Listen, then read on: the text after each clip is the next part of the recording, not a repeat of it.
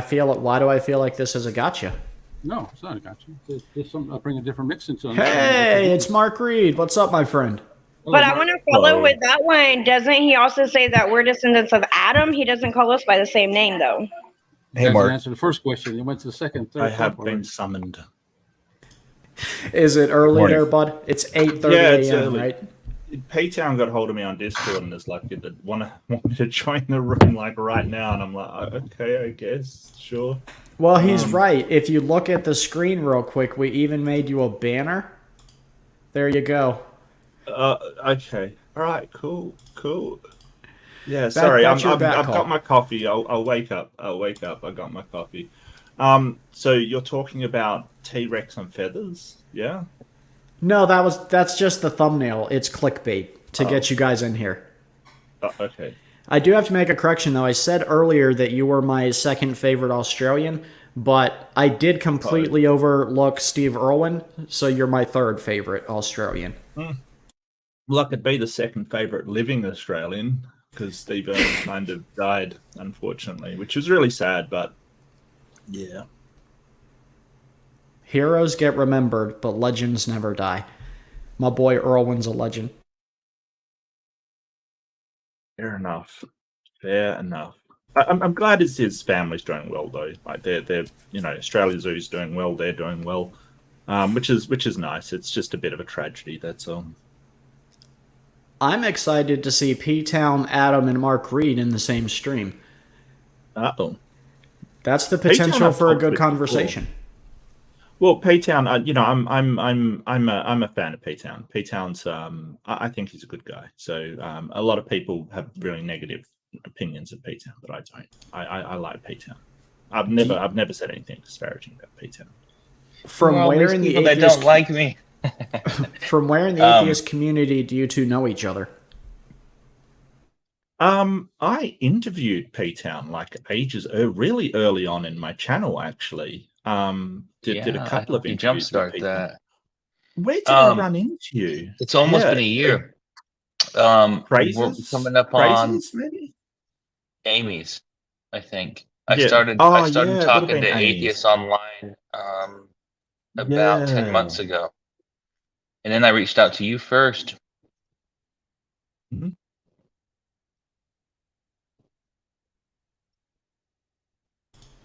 Mark, do you believe there's any scientific evidence for what we would consider giants, people over, say, 8 feet tall in the ancient world? No, none whatsoever. What about the many claims, though, of remains of giants being collected for the museum here in the United States, and then the bones never appearing?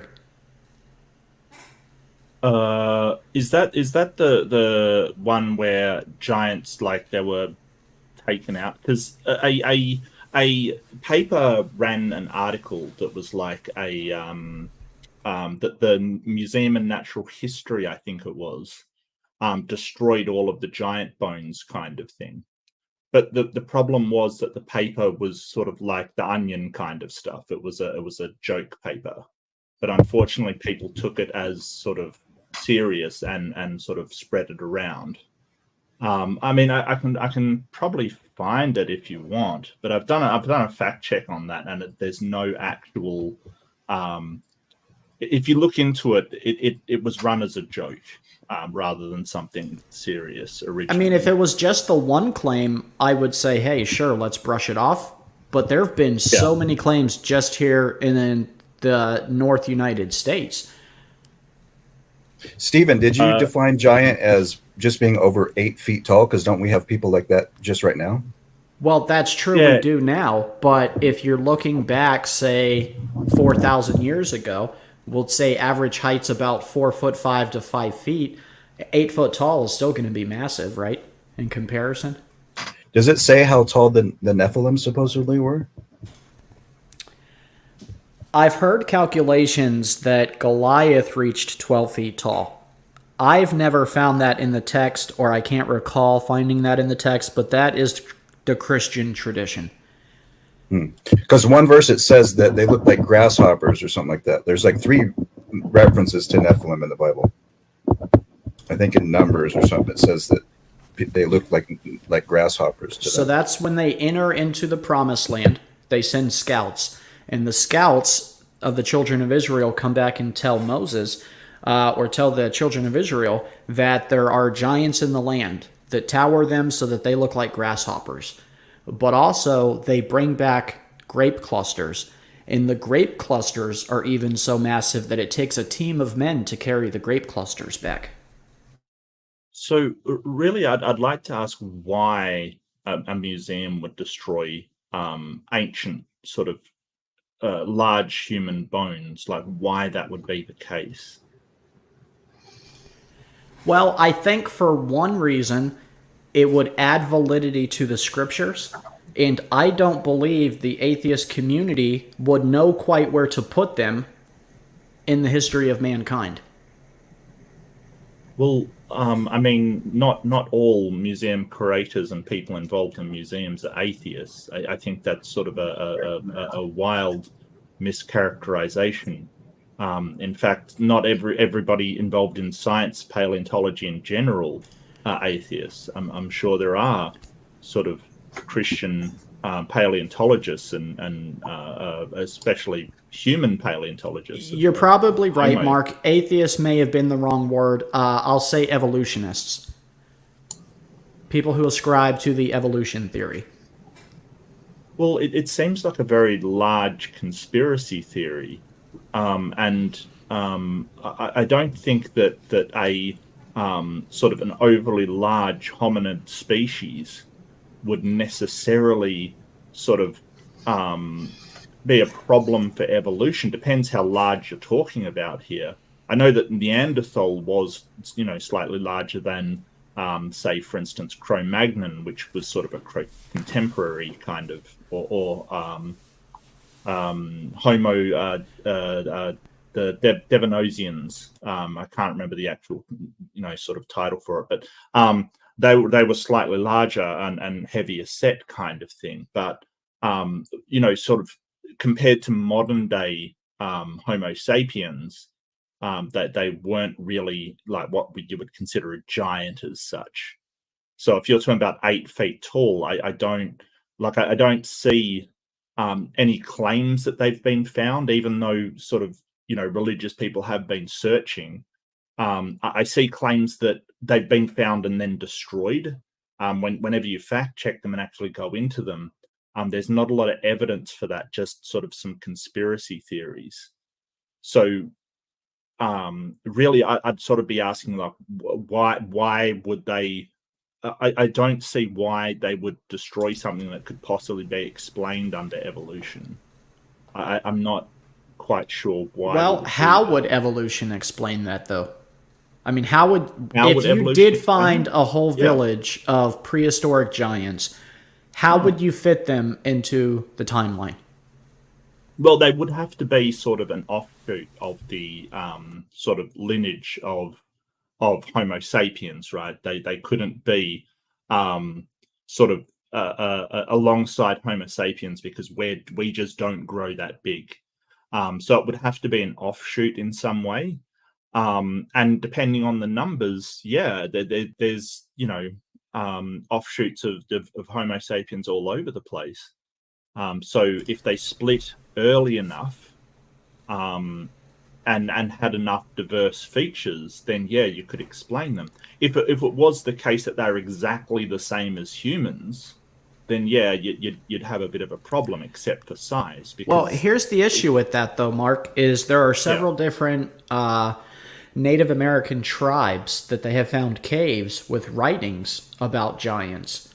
So they apparently would have had to have coexisted with man, regardless of when you place that period of time. Yeah, that would definitely be a problem. Okay, well, thank you for your honesty. Well, because they also have writings about thunderbirds and other sort of things that we don't believe are real either. So are we saying that those things, like whatever they wrote about, is actually real? Are we actually saying that sort of because they wrote about thunderbirds, then our understanding of storm generation is wrong, and it's actually caused by massive birds. That is an interesting point, and that is a fair point. I'll have to give you that. Can I just chime in for a quick second and go ahead? Just say that my daughter is developing an Australian accent by watching way too much Bluey. It's a phenomenon. I know, Mark. You don't have kids, so you don't even know what I'm talking about. Hi, baby. Sorry. I'm sorry. I don't know what Bluey is. I'm sorry. I don't either. Dustin, you have a question, sir? So, Mark, you're saying that it's a hoax whenever you read about like bones being destroyed. But I mean, when we look at the other end of the equation, say like Ptown, you have a lot of background noise, Dustin. It's really hard to make out what you're saying. I'm really sorry. Give me a second. So, like, if you go to Ptown Man, right? Yeah. Why is it that these hoaxes with Ptown Man have so much longer legs than the supposed hoaxes of the bones being destroyed? Well, I'm not sure what you're saying. So Ptown Man, right? Well, yeah, that was a hoax. Yeah, but how long did it stand and was publicly verified before it had to be fixed? And then you're talking about the hoaxes where the bones were destroyed. And I mean, I really have to search to find what you're referring to. Why does the Ptown Man have longer legs and the bones are just you don't mean physically? Okay, gotcha. Okay. Yeah, it's because sorry, Dustin. I thought you meant longer legs as in literally, why does it have elongated sort of, thigh bones and stuff?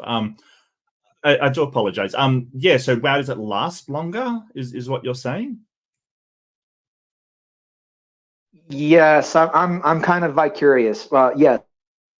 Yeah. Okay. So the reason why is because I would presume is because it's pretty easy to sort of with this particular one, the one that I looked into, it's pretty easy to go and say, okay, the original story came from this place, and the place was a paper called World News Daily Report. And that World News Daily Report is a joke paper, like it's just like The Onion. It's not hard to find out. Whereas Ptown Man was actually a pretty good forgery of sort of, different bones and stuff. It also the case that Ptown, I don't think that was giant per se, like not 8 feet tall as far as I know. No, the only two things that would relate the two is that you're claiming that the bones were being destroyed as a hoax, and so that we both know that Ptown Man is a hoax, right? And the bones being destroyed is a hoax. Why the popularity with Ptown Man, but the ambiguity with the bones?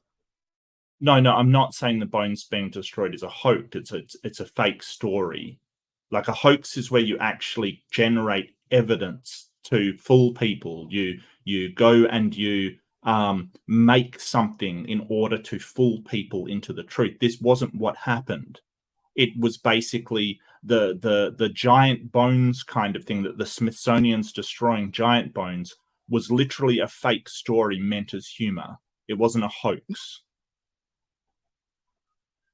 Yeah, but the popularity though, right? I mean, if you're talking of Ptown Man, for example, you even still see certain references to it in modern historical books. I'm just having a hard time understanding why Ptown Man was such a popularized hoax, and the bones are so downplayed.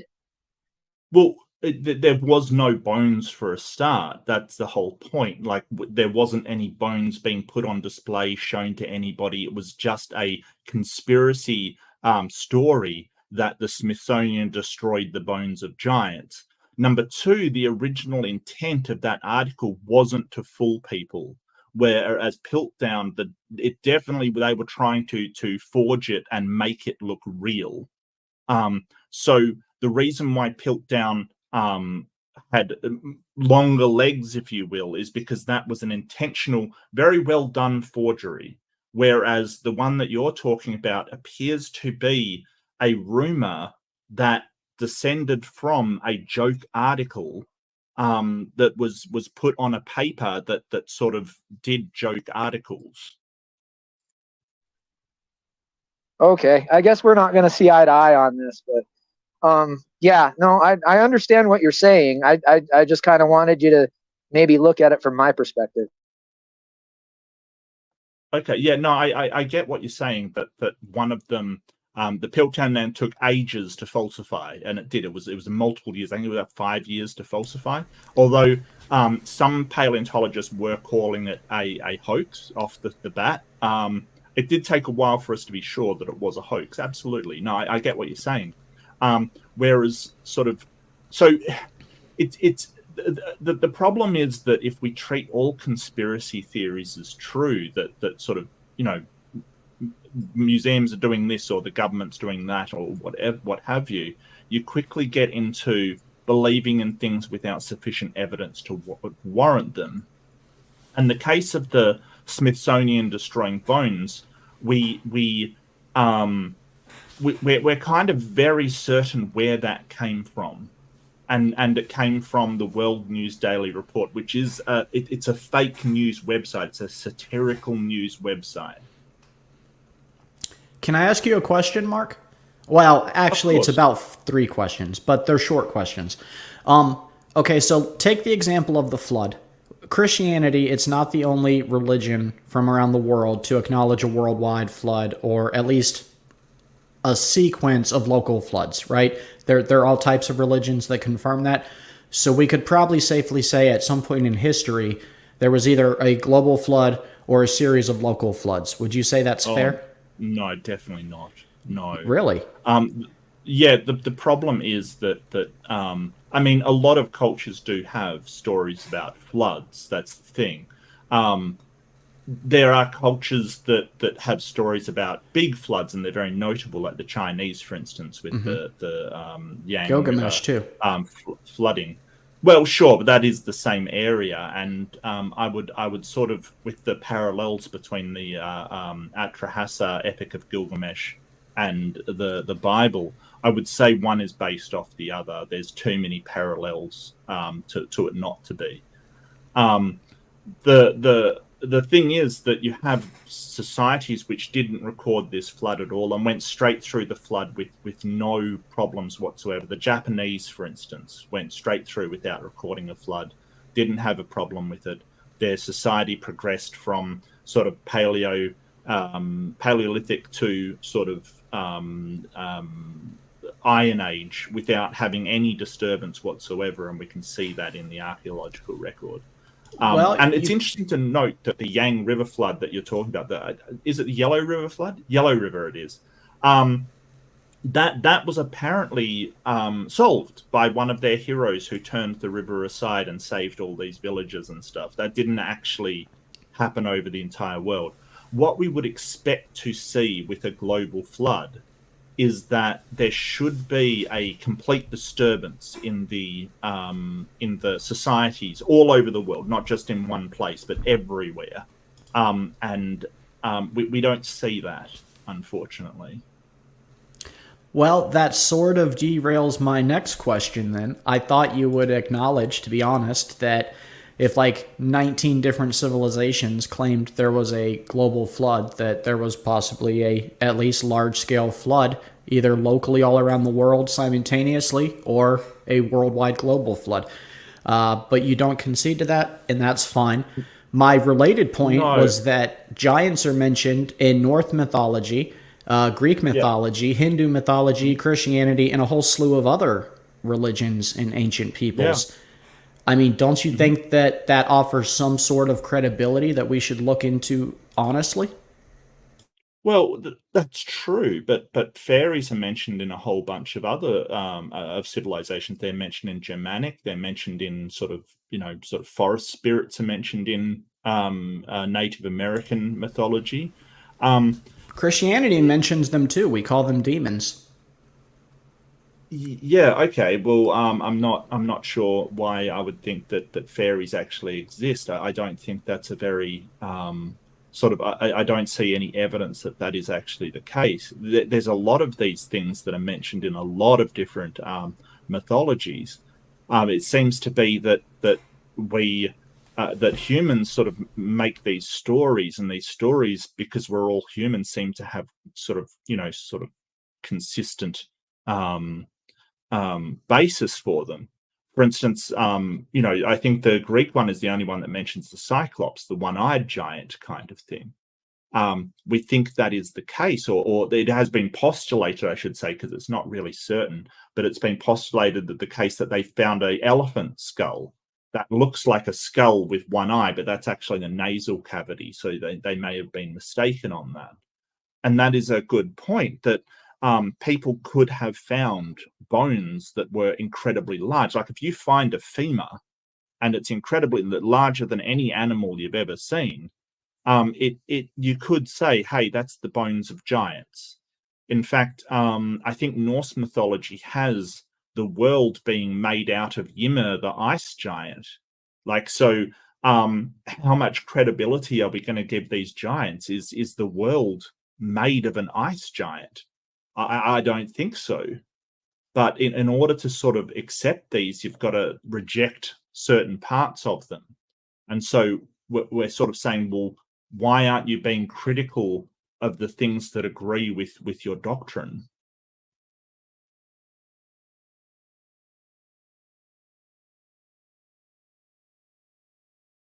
Hello? Well, that answers my questions. Dustin is dying to repeat his question. Dustin, are you at a place where you can repeat your question? Because I don't remember what it was. I'm not trying to repeat my question. Somebody said I wasn't making sense, and I was trying to get to the key of that issue. He's saying my question doesn't make sense. I think Mark understood it quite well. I think so.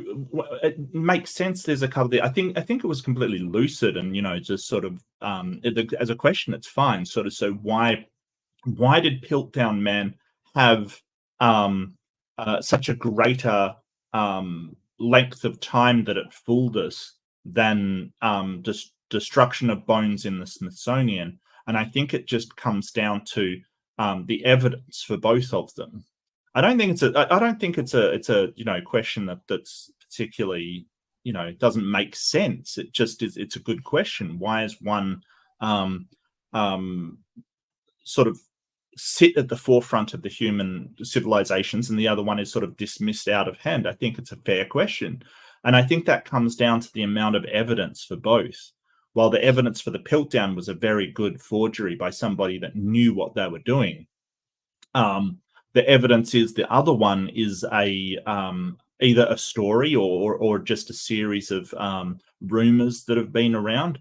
When you trace them back, and there's people that do trace the origin of these stories, like fact-checking sites and things like that, it seems to come from a satirical thing. So it's just the evidence is what will cause something to remain sort of in the public eye or not.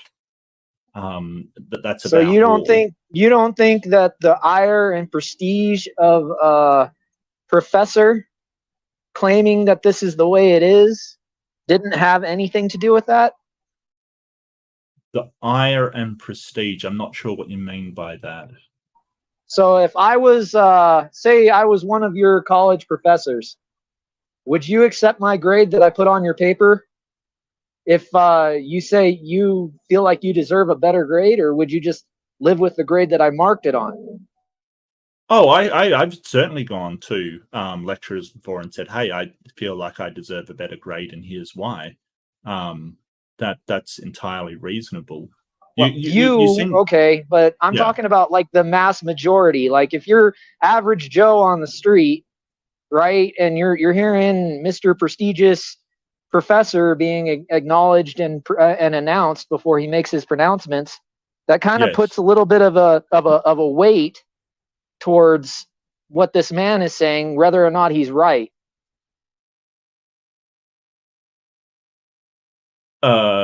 Sure. I mean, when you're a lecturer, yeah, you're sort of you do have the final word. Or if you're marking the papers, sure.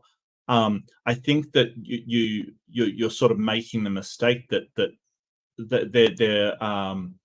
they're basically saying, hey, you can't bring me anything and question me. My sort of designation is authoritative.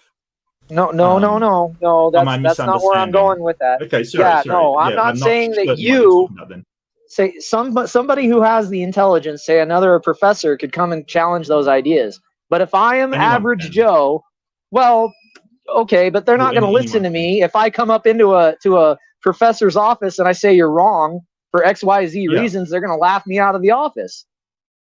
Yeah. So here's the thing. There's a certain way of presenting evidence in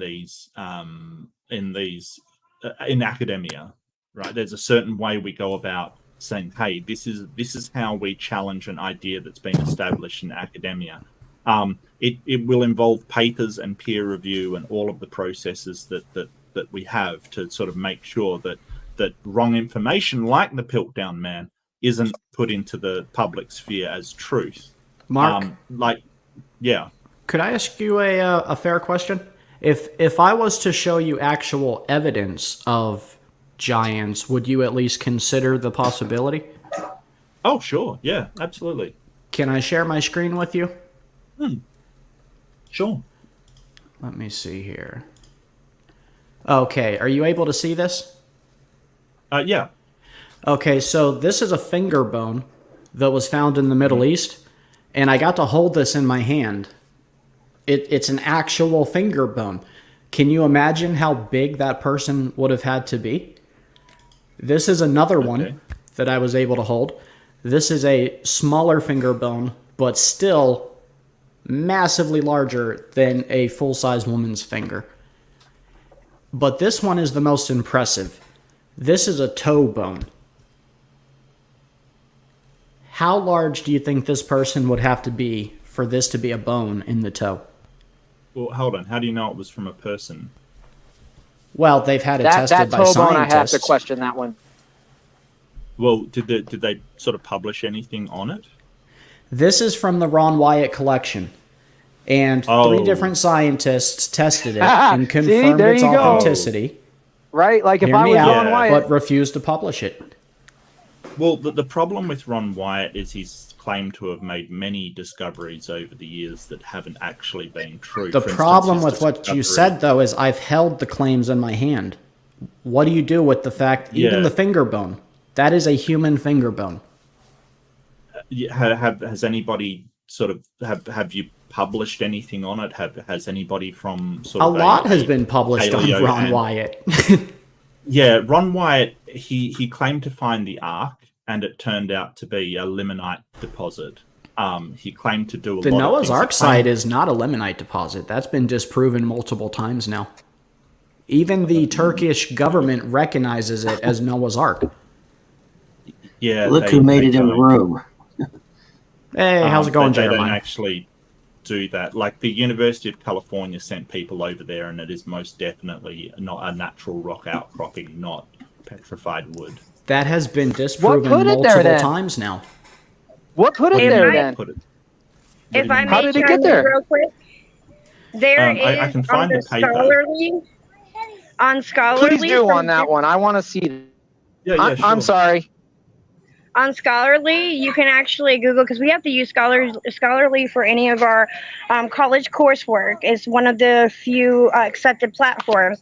And on there, you can pull up the research from the scientists that have been finding the giant bones. And they have tested them, and they are showing human DNA with 1 chromosome difference, though. But yeah, you can actually pull that up on a college accepted site. And I'm trying to look for it right now.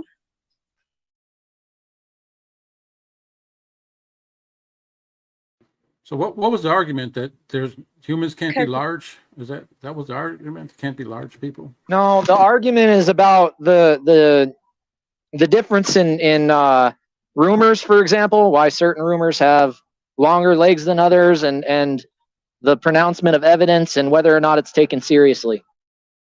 Oh yeah, well we're never going to agree on that because it's always going to be, well, what's the proof? What's this? What's that? I mean, humans can be larger. I don't get it. I don't get why humans can't be larger. We see them today. We see over 7 feet people, but what's the problem? I don't get it. Well, I Hey, mean, Mark. the problem is that we don't have evidence that people seem to be getting larger as time goes on. Like back in the sort of days of Napoleon and stuff, nobody was 7 feet tall. Like it just wasn't happening. We don't know that because we Well, don't have access to everybody in the world. Or That's ridiculous to say that, Mark. Come on. Napoleon's Come on now. time. We have access to every person Like- that ever lived in Africa or Asia or India, the dark continent, and all the rest of that. We don't have access to everybody to say that. You're just assuming that from what we know from the Western world. Well, I mean, it's to sort of say that we don't have access to everybody in the world. Therefore, there could be sort of, giant humans out there somewhere. Amen. I've got no reason to believe that. I think that's just sort of making a statement that has no. I mean, we have explored a large quantity of the world, and I think there's only a few tribes that sort of, very remote tribes that we haven't come in contact with. The North Sentinelese Island, for instance, that sort of resists all contact. But we've seen pictures of them. That's the one off the coast of India. Yeah. But we have seen pictures of them. They're not giants, but there's very few humans in the world that haven't had contact with the greater population. I don't know where you think these people are. I didn't say they are. I said it's a possibility. For you to say they weren't is just. Well, I mean, it can't be a proven fact. Possibility that there's Bigfoot. You always want facts, basically. Mark. You always ask for facts, like the carnal mind thing. But you can't say that when you don't know about the whole world. Let me ask you this, Mark.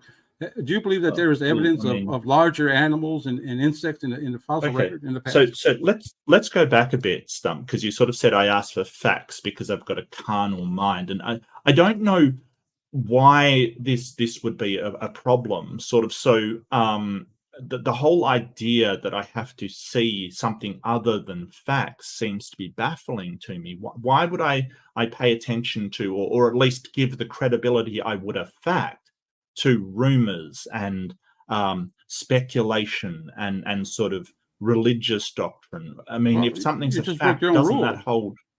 You just broke your own rule. You said that in Napoleon times there was nobody above whatever height. You can't say that definitely. That's a rumor. That's an assumption of yours, but you can't say that. Let's have a fun back and forth, but let's make sure to let both sides be able to finish their whole thought, to be fair. So we found sort of, let's look at what the evidence says, that during the days of Napoleon, lots of people were killed. We've got lots of battlefields out there, lots of human remains around the place. It was a particularly violent time. We've never found anybody sort of approaching 7 foot in size. So where is your information coming from that there were these people out there?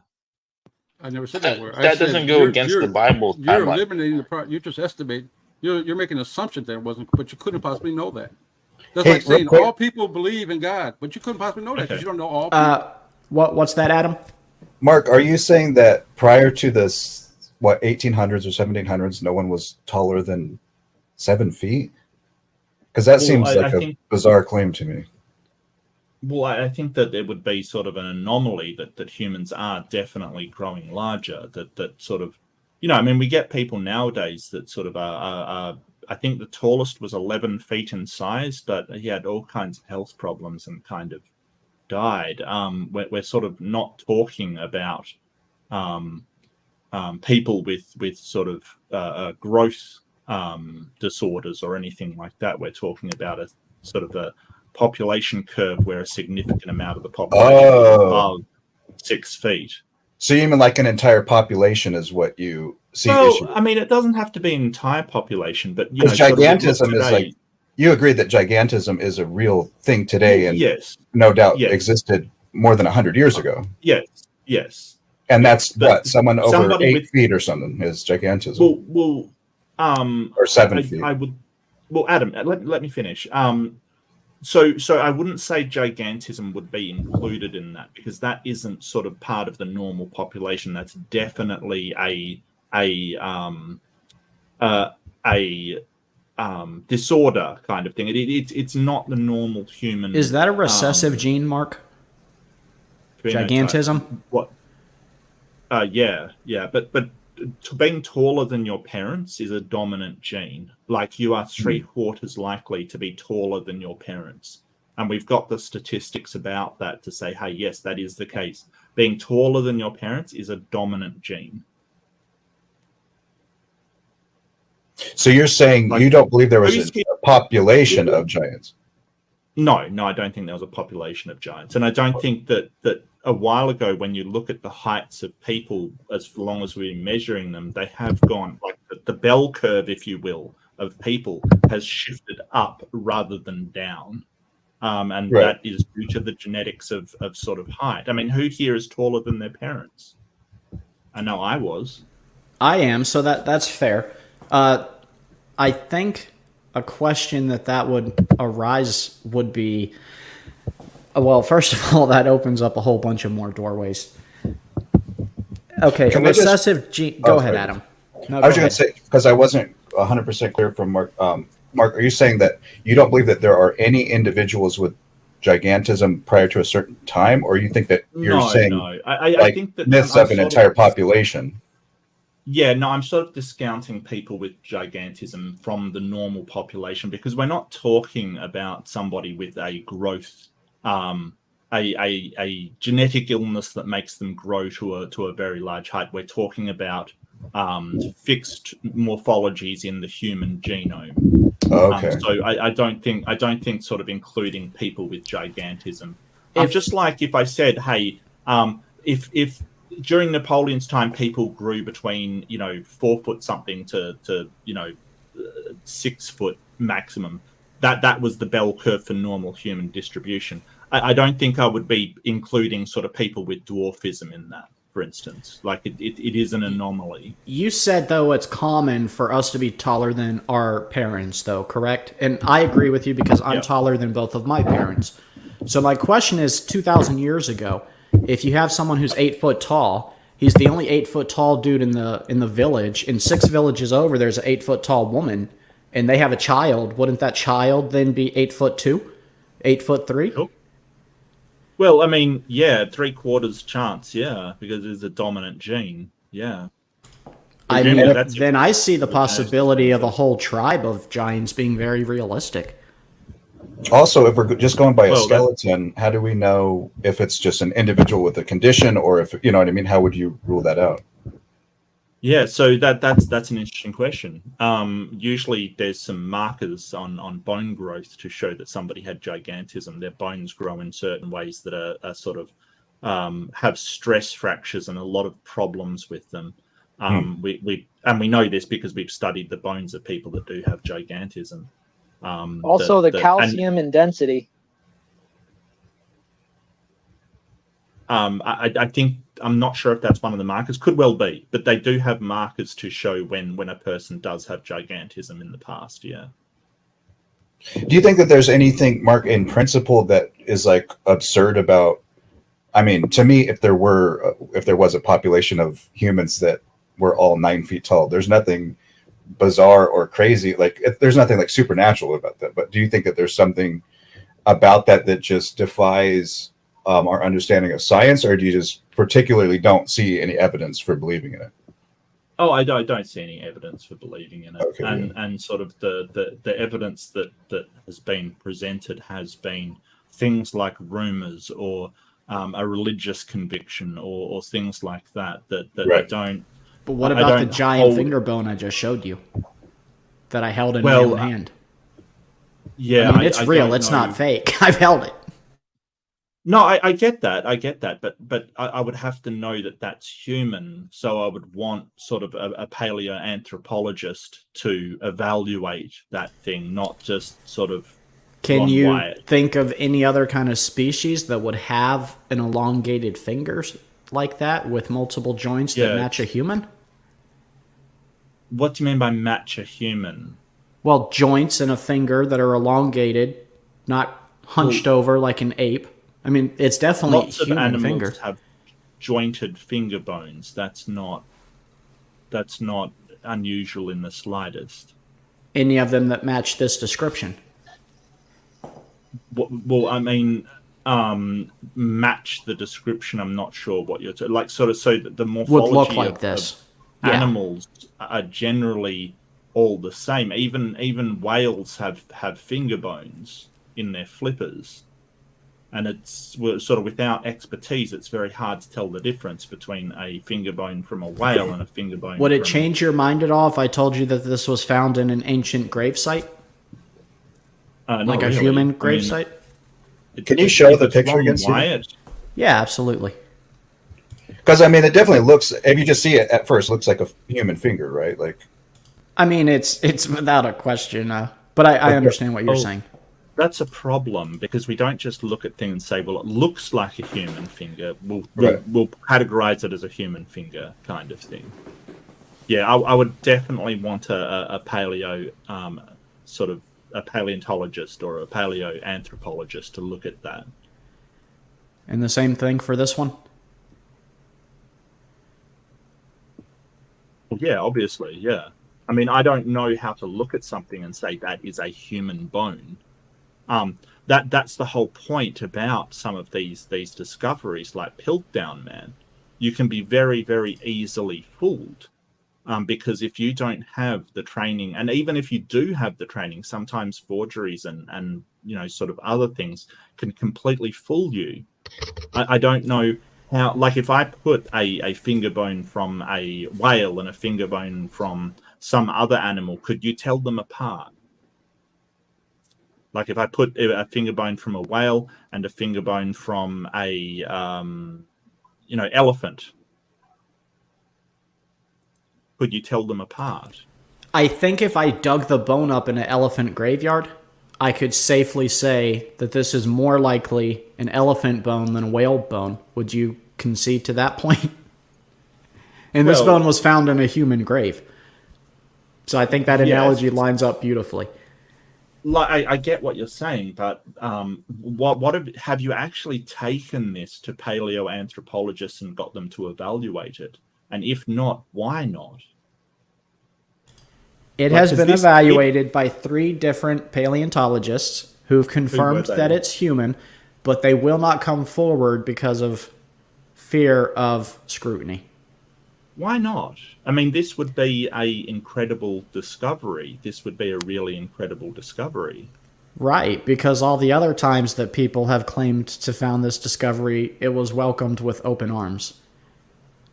In most cases, I'd say that they were scrutinized by the scientific community relentlessly. Well, that's what science does. You always scrutinize everything under science. That's the whole point. Mary Schweitzer was scrutinized a whole lot, but she was, she had the facts on her side. So my question is, if these guys have the facts on their side, why won't they come forward?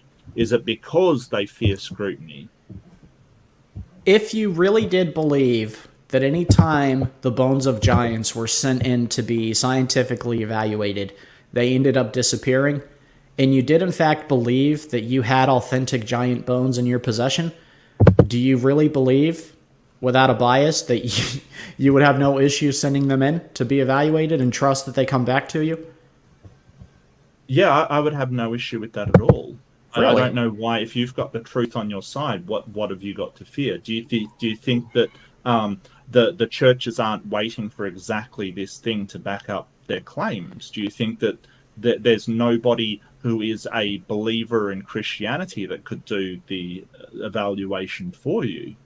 Do you really think that look, there is no evidence to suggest things are disappearing? That is just a conspiracy theory. That's all it is. And when I've looked into this, there is literally 0 evidence that anybody is taking these fossils and destroying them, and sort of making sort of accusations because you want this to be true. I think it's kind of insulting to the people that do the work in the field, evaluating this stuff. Can we get back to my original question? Do you believe that in the fossil record that there are larger things like insects and animals found within that record that do not conform to what we believe they should be growing nowadays? What do you mean should be growing now? Well, you said that it goes giants in the past are larger humans. I don't know why we keep going to giant. What size is a giant? 7 foot. You go to the NBA camp, you go see they're giants compared to me. But you're saying that's not normal for now. Everything, men are getting larger now. They're getting larger now, so therefore they weren't larger in the back. That's your reasoning, the way I understand it. So if there's fossil records showing larger insects and animals, yet they're small today, it doesn't show, and they're getting larger, maybe a little bit here and there. It's the same thing. But there's yet a record that I think we would agree that there is a fossil record of larger animals and insects in the past. Sure, there's definitely megafauna, and definitely there has been larger insects in the past, sure, but that doesn't mean that there were larger humans in the past, and you would have to provide some sort of evidence for that claim. But there was even a larger scale great white. Just one second. Something we can evaluate to find the truth of that. You're making a lot of these claims that there definitely were larger people, but where is the evidence to back it up? It seems to me, and this is just what it seems to me, is that you've got a religious idea, that a faith-based idea that these people, there were giants in the past. And so any evidence is good enough to back up that claim. And unfortunately, the scientific world and the rest of the world doesn't work like that. We base what we think is true upon the evidence provided. And the evidence provided is nothing. Well, I never said that they were giant. What does a giant mean? Is a 7-footer a giant in the past? Could it be a giant now? You said people were smaller in the past, right? Napoleon, they were smaller. Know. So during biblical times, Mark, you do the same thing. We're not defining what a giant is. A giant could be 7 foot tall back in the past. Is that unusual? Could there people consider people giants that were 7 feet when they were 5? The average height was 5'5", 5'6", so they were smaller in the past. Adam, make your point. Yeah, just real quick, I was going to say, Stephen pointed out, like, I thought that you defined it as over 8 feet, right? I would define 8 foot or higher giant. Yeah. And that was what Mark was responding to. That was your specific way. Why are we defining that as? There's no biblical thing that tells us how big a giant is. The only description we have that I know of is of Goliath. There is tradition. They were all giants. That's what the Bible considered giants. Plus, that word we looked up in the Bible, giants didn't mean giants. It was just an English translation. It made like a bad person, evil person, bully. That's what the definition said. It's strong. So yeah, but a bad person or an unholy an unholy or bad person doesn't make me look like a grasshopper, Stump. So I'm not sure if that applies. But we'll circle back around. P-Town, you got interrupted. No, I was the one interrupting. Oh, okay. Did you want to make a point, though? Oh, I was just telling Mark that he does the same thing. I can't remember what it was, though. What were you talking about? I'd love to know what I'm doing the same thing on, sort of saying, hey, we have no evidence of this happening, and so therefore I think that was something about your beliefs project what you think that you know. If that reminds you of where you're going. I would hope that we sort of agree that the material world exists around us. As far as presuppositions go, I think that's my major one. Sort of that and sort of a logical system, sort of the logical absolutes are my major presuppositions. I don't think I make any other presuppositions, and I sort of, so if you're saying, hey, I'm dismissing Christianity because of my bias towards non-Christianity, I could leverage the same accusation against you for not believing the claims of Islam or Hinduism or any of these other religions, or not believing that Cyclops did roam the earth because the Greeks recorded Cyclops roaming the earth, or the Thunderbird because you've got a bias against Native American religions, kind of. Oh, come on, Mark, you know what you're doing. Like, let's keep it simple. Atheists have their biases. Okay. Christians have their biases. I mean, I would say everybody has their biases. Yeah. So that's the whole point. The whole point of the methods of science is to try and eliminate bias. It's to try and eliminate it. So for a start, the peer review process has multiple people look at it from multiple different origins and sort of comment only on the facts of it.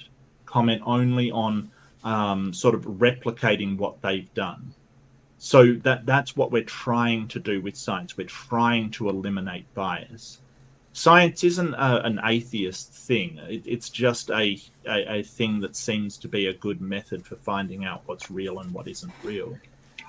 Well, like, okay, you say that let's talk science about the isn't rock an atheist thing, discovery. but that's what they majorly use as a crutch to walk through anything that has anything to do with religion, right? They say, well, we have science and we point to it, and then we pretend as though science is majorly in favor of evolution. I mean, we still haven't proven evolution. Are you willing to stipulate to that fact? Well, I don't know how you're using the word proof there. Science doesn't usually. You went there. You went. Okay, you got me there. You win that one. Well, okay, I was you win gonna, that one. Yeah, if you just sort of let me finish, I think that while it doesn't have proofs like maths, it would have sort of local proofs. So things that we would say, hey, the evidence has overcome its burden of proof, if that makes sense. Now, as far as evolution is concerned, it is absolutely been proven, if you will, met the burden of proof so far. That it's sort of got a mountain of evidence behind it, which there's is that almost. It depends on how. That depends on there's how you that define bias. evolution. That bias. I mean, you're telling me that science is about scrutinizing the facts, but Yes. we haven't proven evolution. But your threshold is satisfied, so I should quit asking. Okay, No. He said Ptown, go science ahead. can't. He said science can't prove anything, but actually it can prove evolution. That's the summary of it. So I think I can't remember who it was. Was it Popper about what he wrote about science? That because if you take proof to mean it has been it is set in stone and unquestionable, then science doesn't get to proof because nothing is unquestionable in science. You're allowed to go and say, hey, I don't think the theory of evolution is right. I want to challenge it. That is more than acceptable in science. However, try doing that with climate change. Try doing that with climate change. Hold on, Dustin. Let's try to stay on one topic at a time, to be fair. Well, I mean, the scientific consensus is really what we go with because that usually is the most reliable way. Science is not done by consensus. Jeremiah, go ahead. I hate to interrupt and everything, so I'm going to try to get this out as fast as possible. First, if we're looking at proof, I do have a few pictures here. This one is in Mount Blanco Museum. It's the picture of a human femur. Everybody can see that? Yes. If we go to the next one, this is the fossilized imprint of a human foot. No other creature on the planet has the same footprint as us. That is a adult human sitting in it, having his foot in it. And talking about evidence and everything, I wanted to point out that we have had proof that a lot of the evolution theories are indeed false, yet they keep putting it in. One that I have with me right now, from my 9th grade science test, I have the paper still with me right here. They teach that whales have these little bones that used to be leg bones. Yet it's been proven years ago that these bones are used for mating and a bunch of muscles attached to those for mating, that they have no evidence that they ever became from legs. Yeah, I have right here a picture of that very thing being taught in my 9th grade science class back when I was in high school. So they are still. But Jeremiah, let me doctrine. be facetious here for you. Like it's the scientific consensus that those birthing bones were once used to walk on. It's the consensus of the scientists. But they have no proof. That's my point. No, it's true, but it's the consensus. I think it's fair if you sort of let me respond to that. So they're a vestigial structure. And vestigial doesn't mean useless. It means that it has changed in origin. We can see a long line of fossils where these bones have gotten smaller and smaller and smaller leading up to the modern whale. It is not a great stretch of the imagination, not just sort of made up that they're sort of taking this from nowhere. How is it that we have these what appear to be transitional fossils of mammals with smaller and smaller leg bones getting more and more aquatic, and then we have the whale, and this is ordered into the fossil record over certain amount of time. So they're basing it upon that, not upon just sort of making it up, Jeremiah. I think that's that sort of thing. Now, the Mount Blanco Fossil Museum. No, let me address all of your points, because you sort of brought up multiple points. So I don't want to let sort of you go from point to point to point and then move on. I think that it's important that we address vestigial though. Well, hold on though. Before we move on, before we move on, let's let Mark respond to each point. After Mark's done, Mark, let me know, and we'll move on to other conversation or follow up. Yeah, so the Mount Blanco Fossil Museum is run by a guy who says that it is giants against evolution, and he basically has never had these things analyzed in the slightest. He's just put them in his museum and claimed they are human bones. The other one that is doing it is Genesis Park. It's sort of so the problem is that have they actually been analyzed by people who know how? Because don't forget, Piltdown Man fooled the world for many, many years. Why is it that they won't get them actually analyzed? Is it because they are forgeries? Is that print a forgery? How do you know? I think it's fair to say that it's more that we're scared if we release our information, you guys are going to destroy it in the process of evaluating it, and then our proof is gone. And that seems to be a common occurrence in many different reports. Also, I think you would have to concede to the point that there's a difference between bias, which everyone has, and an extreme bias, which I think evolutionists have, because when the ancient Norse, the ancient Israelites, the ancient Greeks, the ancient Hindus, and other multiple cultures around the world all tell stories, even the Native Americans, about giants, to go out of our way to say they never existed, I don't know. I think that's kind of arrogant. Not that you're arrogant, but I think that's a little arrogant. So the only bias in science is to methodological naturalism. So we can't start with any assumptions that are based in the supernatural. And there's a very good reason for that. So as long as it is part of the natural world, then the bias will be to finding whatever it is physically that is the truth. That's it. There's this whole idea that there's sort of scientists, scores of scientists out there trying to change things and distort things and stuff like that. It's just a conspiracy theory. I'm really sorry you guys were told this and believed it, and you still believe that there's this, cadre. Well, not just us. These are ancient conspiracy theories, apparently, that were so popular they reached around the world. Theories. Yeah, they're still just conspiracy. There is no group of people trying to put down. Do we have any examples of ancient peoples writing about conspiracy theories? I understand mythology, but specifically conspiracy theories.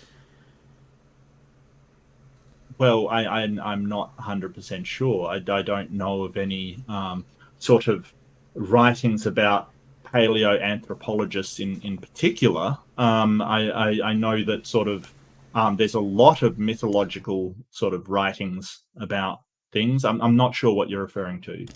Grayson, you unmuted. I was just going to say there are a tremendous amount, like the Rape of the Rhine. They made up all sorts of conspiracy theories to make their historical opponents look terrible or to make them look like lesser humans. So yes, there are a tremendous amount of conspiracies recorded throughout known history. And I agree with that. Have to weed out these lies to get to the truth. I agree with that, and Egypt is a perfect example of that. Egypt was known for distorting history in favor of them to make them look better. That's exampled with the Hittite battle. I think a lot of nations do. I think a lot of nations do distort history to make them history is written by the victors. I mean, I can point to the Tudors who had Shakespeare write Richard III to say that Richard III was this hunchback, horrible person, evil and stuff, where we found through historical records that he was nothing of the sort. We've found pictures, paintings of him, and he wasn't a hunchback, and he wasn't all the things that were He is the one that had 6 or 7 wives killed, though, right? No, that's Henry Tudor, not Richard III. Oh, sorry. Right. So Henry Tudor wrote or commissioned the plays and commissioned all of these writings that we sort of now know to be a bit propaganda-y, sure. And I'm not saying that conspiracies don't happen, but we've got to have, like, the problem is if you believe conspiracies without evidence that they are in fact conspiracies, then in order to be intellectually consistent, you would have to believe any rumor coming your way. We need to have a certain amount of evidence to think that there is actually a conspiracy in the works, or else to me it seems like bias if you're just saying, well, here's a conspiracy, there's not a lot of evidence behind it, but I believe it because it backs up my faith, or backs up my opinion on this, or backs up my opinion on that. Well, to be fair, though, it's not just me that believes it. It's the ancient Norse, the ancient Israelites, the ancient Greeks, the ancient Hindu, and Native Americans. And not that there's a conspiracy. True. Are you talking about believing in giants, Stephen? Yes. But I guess in the modern day, couldn't you just take a picture of all of your evidences and then take pictures of you giving your evidence to someone? It just seems fairly unlikely that you could get rid of solid evidence in a world with as much recording and information gathering as we have now. It might have been possible in a long time ago, I'll give you that. But currently, if you really want to say, here's some evidence, it's never going to be destroyed, it seems like that's possible. That's fair. Do you think there's maybe possibly still some PTSD in the Christian community, though, from previous times when that may have occurred? So we would still be skeptical of trusting the scientific community with our evidence again? Just further to that, sort of, just to sort of back up what Grayson said, like the Vatican has a science department, and religious organizations have science departments. Ones that, for instance, BioLogos is a science site with sort of very experienced scientists on board. And I disagree with their religious beliefs, but as far as science is concerned, they are definitely reputable, because they do not allow the religious bias to influence their scientific credibility. Well, you're also like supporting the same people that persecuted people like Galileo, and that you use against us, when it's convenient for you. Persecuted Galileo. Well, yeah, Galileo did sort of support a heliocentric model, and he was persecuted for it. I'm not sure what that's got to do with anything. It's completely relevant. I think that we have to make a distinction between religion within the scientific community as well, Mark. I think that's important, because it has happened historically. Community. Oh, yeah, there's no doubt. And as I said, everybody has beating bias. The same drum and following protocols and whatever you want to call it. It's kind of a religion. I think we should be aware of that. Sorry, are you trying to claim that science is a religion? In some cases, yes, historically. So let me guess, anything that you disagree with is the religion? Is that what you're saying, Ptown? To be fair, Mark, yeah, they called the people who played with electricity magicians. That's just science, right? I mean, they had seances where they got a bunch of people together, and this guy had a static generator in the background, and he would shock people using science, pretending that it was magic. These shows are not unheard of or nothing that are new, that, or at least as far as I'm concerned with your research, you should probably know about this. But I mean, any indistinguishable technology, any technology sufficiently superior technology is indistinguishable from magic. Yes, that's exactly where I was going. So when we define what is science and what is used as the scientific method, it doesn't mean that anything that uses a product of science is science, right? So if we use a projector to project a movie onto the screen, that isn't science. You're just using the products that science has given us, the result of science. Okay, so I want to make this really clear. What science is it's unacceptable. Grayson, let him finish. Hold on, guys. Ptown, please let him finish. Well, and after Mark finishes, I really want to get Adam in. So go ahead, Mark. So science is a system of methods. It's multiple methods, but they all follow the same general methodology, the same general way of doing things. And that's observation, asking questions, hypothesize, testing with falsification, peer review or publishing of the report, and then repeated testing of hypothesis in order to come up with a model to describe reality. That is what science is. So when you're talking about science, does science do this or does science do that? Running a projector, you're just using technology which has been a result of the scientific process. You're not engaging in some kind of scientific process, unless you're doing a psychological experiment on some people somewhere in the background. You're just entertaining people with a projector. But I mean, I'd love almost to know every what Ptown's got to say against me. Sorry, go Adam. Go ahead, Dustin. Ptown. Real quick. Well, my bad. Go actually, ahead, Adam. Finish your thought, because I don't want to change the topic. I'm sorry, I didn't know who was talking. I do apologize. Yeah, but Dustin, go ahead and finish. Yeah. So, okay, what you're describing is the scientific method, right?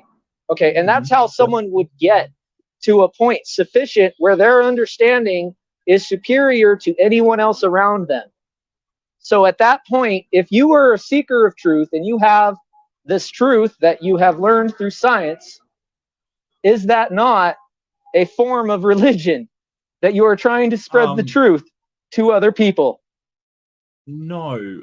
So I have a sort of problem with the way you describe that their knowledge is superior to other people. No, that's not really what we try to do. What we do is we create a model that fits and is workable in what we observe. So the whole point about testable predictions is that when you use the model that science produced, you should be able to use what it says to make predictions about how things occur. Or in some way have your model be useful in some way. Like even if it's in history, like you're re-examining bones, you should say, hey, if we examine this city in this location, our model says we should see these deviations or this kind of thing from them, or this kind of, it should be useful in some way. So I don't think when you say, oh, the knowledge is greater, because when you're publishing, you're sharing that with the world. Your knowledge isn't greater than anybody else's. You might have two people in the same field whose knowledge on different things is more than another person's. Like we don't claim that kind of thing. It's very strange the way that you put it. I will see your rebuttal, and I will raise you a Hiroshima. There was not one person in Hiroshima who knew anything about a nuclear bomb. But that was magic to them. They had no way to continue their war. That was a magic bomb that was dropped on them. And as far as they were concerned, they had no understanding. What? The bomb that was dropped on Hiroshima, the nuclear bomb, when we went back on Pearl Harbor, we had a superior knowledge in nuclear weapons. Any technology sufficient, okay? Yeah, we had the truth, right? And then we exposed the truth. Now everybody knows. That's not a religion? You weren't trying to change the world by exposing the truth? No, we didn't have magic. We had a knowledge of how particle physics worked, and we applied the model in order to release a tremendous amount of energy. I would say that potato. Well, I would say that the government knew that it wasn't a magic bomb. I mean, I have no way to know what the people of Hiroshima thought, whether they thought it was, some sort of hideous new weapon that had been invented for the purposes of destroying them. They may have thought that as well. I think it's very difficult to say that they believed it was magic. I think that's a sort of claim that is a bit unreasonable, considering that people had seen explosions before. And looking at it now, looking at it now, we can say that, but we didn't see explosions at anything near that yield. It was carpet bombing before the fact. It was just one bomb, and it took out millions of people. I mean, that's not magic. You can't concede that one point, that in the mind of a Chinese or Japanese or whoever was watching this this giant fireball without an explanation, wouldn't think that there's a supernatural explanation. Oh, maybe. I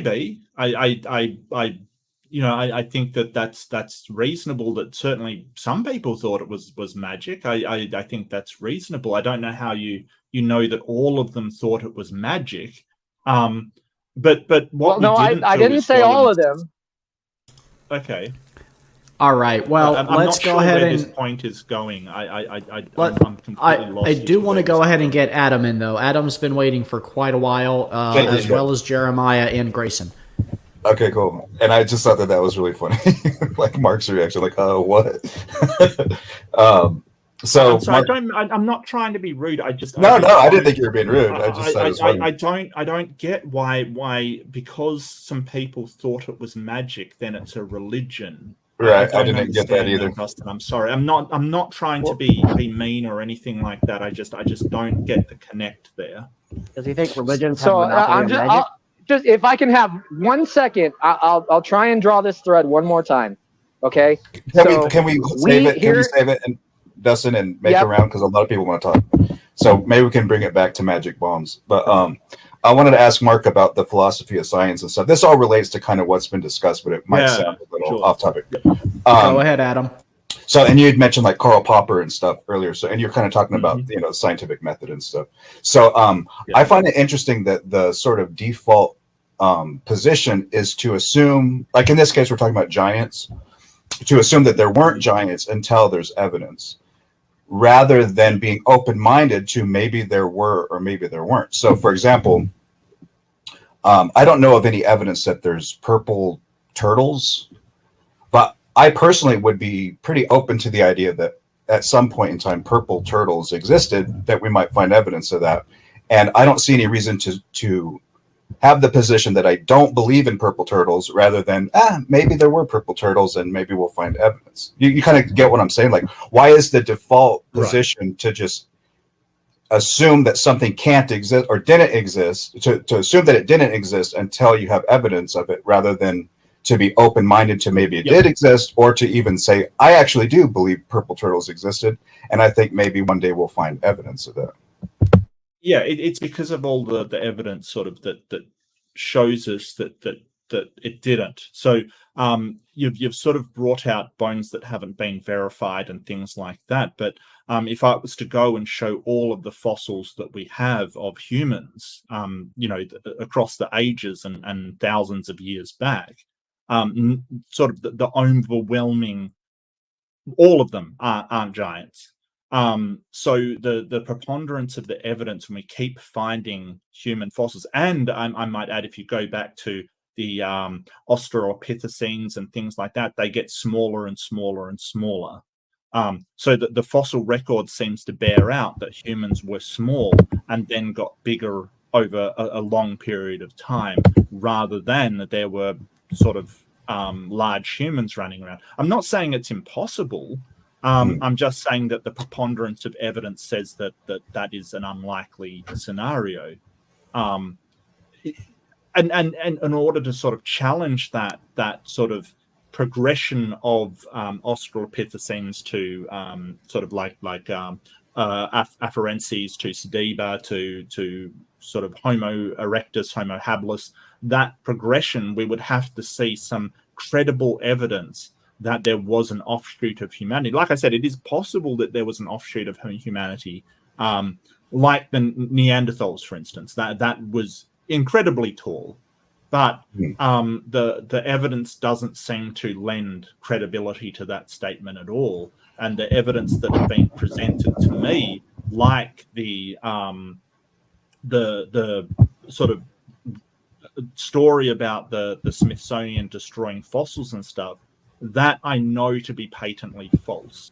So that's why I'm sort of pushing back so hard. Right. So, but what I'm trying to ask, though, is like, if we go all the way back to just the foundations of science and the philosophy of science, why is it necessarily better to disbelieve in something if there isn't evidence, if it's just as possible that it's like using my analogy of the purple turtle, there's no real reason that I know of that there couldn't be a purple turtle. I mean, there's purple frogs and stuff. There's, you can see evidence of why it would be likely or unlikely that there would be such a thing. Why is the assumption, why is the default null hypothesis that purple turtles don't exist and then until proven otherwise? Well, to be intellectually consistent then, Adam, you'd have to believe in anything that's presented to you. You would have to believe in bunyips from Australia. You would have to believe, if I said now that there's invisible flying squirrels that zit around on, clouds, you would have to believe that as well to be intellectually consistent. To be invisible and to fly around on clouds would contradict what we know about animals being able to do those things. I'm saying a purple turtle, there's nothing impossible about a turtle being purple. Well, and we know of animals that are purple. I get what you're saying, but you'd sort of have to believe anything. You'd have to. No, you wouldn't, because I'm not talking about something. I'm not talking about anything that's supernatural or unusual. Let me finish. You'd have to believe in pink emus and drop bears, for instance. There's a wealth of stories in Australia about drop bears. Do you believe in drop bears? I don't know what that is. They're koala-like animals that fall out of trees on unsuspecting tourists and rip them apart in ferocity. Yeah, I don't know, but I feel like maybe you're missing my point. Well, hang on. Let's go back. Why don't you know what's impossible about that? Without knowing any more about it, I would be open to the possibility that it's a real thing, and I think it would be more likely that it exists than not, just based on what little information I know. So you believe in drop bears? No, I'm saying I don't disbelieve or believe, but I think that just knowing that people report these things, that maybe it's more likely to exist than not. Okay, so drop bears then. But I don't know what that is. Like, you only told me one sentence about it. To be fair, though, I would believe anything about Australia. I mean, don't you guys even have birds that beat the British Army twice? So to let Adam off the hook, drop bears is a thing that Australians make up to scare tourists. They basically say, hey, there's these koalas they're like koalas. They're a bit different. They can drop out of the trees on you and rip you to pieces, kind of thing. The way to prevent against that is to put Vegemite behind your ears. Actually, there was a really hilarious clip where somebody fooled a reporter into thinking this koala was a drop bear. And she was petrified, kind of thing. But what my point is, without that context, Adam, you would have to believe if I suggested that to you, or at least give it some credibility, when in reality, it has no credibility whatsoever, right? This is a story that people tell. But Mark, I feel like you're completely missing my point. Why? Oh, no, I'm not. Get down to the foundations of the whole thing. Like, why is that a bad thing necessarily? Why is it a bad thing to I thought my example of purple turtles was a really good example. I think it's more rational to believe in purple turtles right now, even though we don't have any evidence of actual purple turtles. Why is it more rational to not believe in them until you see evidence? I don't think that's rational, because so I'll go to Hitchens' razor, and that is that which can be asserted without evidence can be dismissed without evidence. You're not saying that it's impossible. You're just dismissing the claim until further evidence has been presented to you. But you're saying, hey, I see no reason to believe that these purple turtles exist. They may do, and my knowledge isn't complete, absolutely, but I don't believe it because... I don't believe it because the evidence of what I've experienced of turtles doesn't support that. But if sort of somebody suggested pink emus, you would have to be up in the air about that. If someone suggested polka dot bears, you would have to sort of give credibility to that. But there are pink birds, right? There's flamingos. Are there pink emus?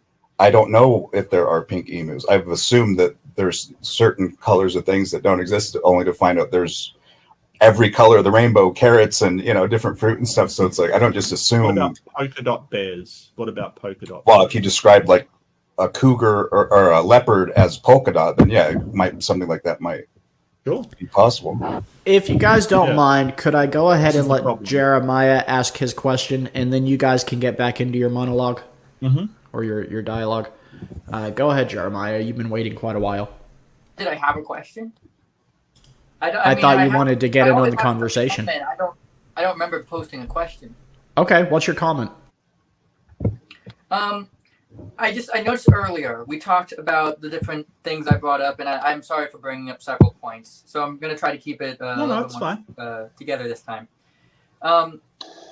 You mentioned I didn't have any proof from mine, but have you realized the evidence they have for, let's say, Lucy?